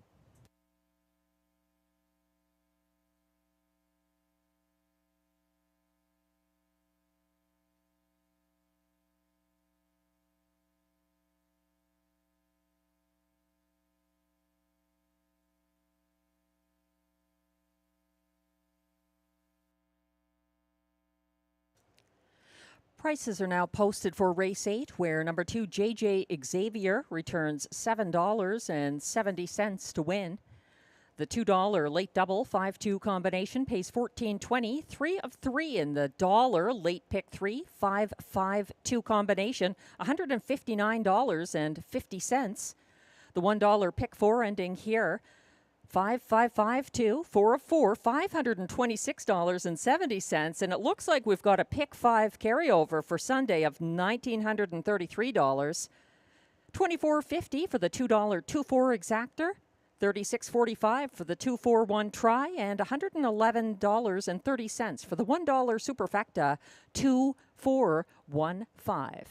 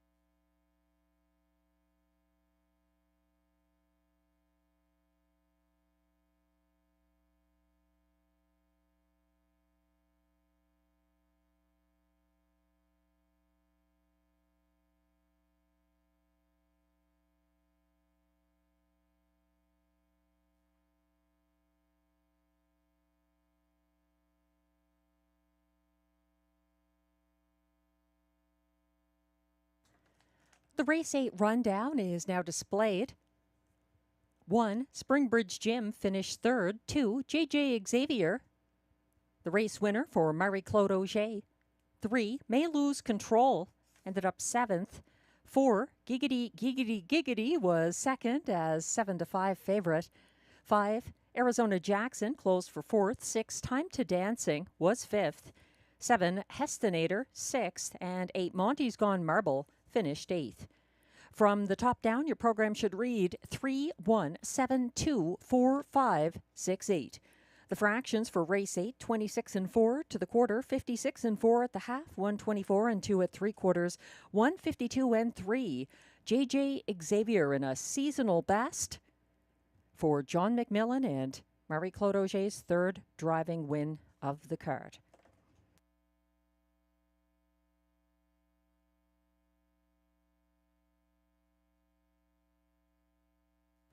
That concludes our Wednesday night card. Again, we very much appreciate our horse players on both sides of the border and from east to west. Tonight's handle, $116,278 on the 8 races. And live racing will be back again on Sunday, July 6th, 6:30 p.m. post time here in the nation's capital.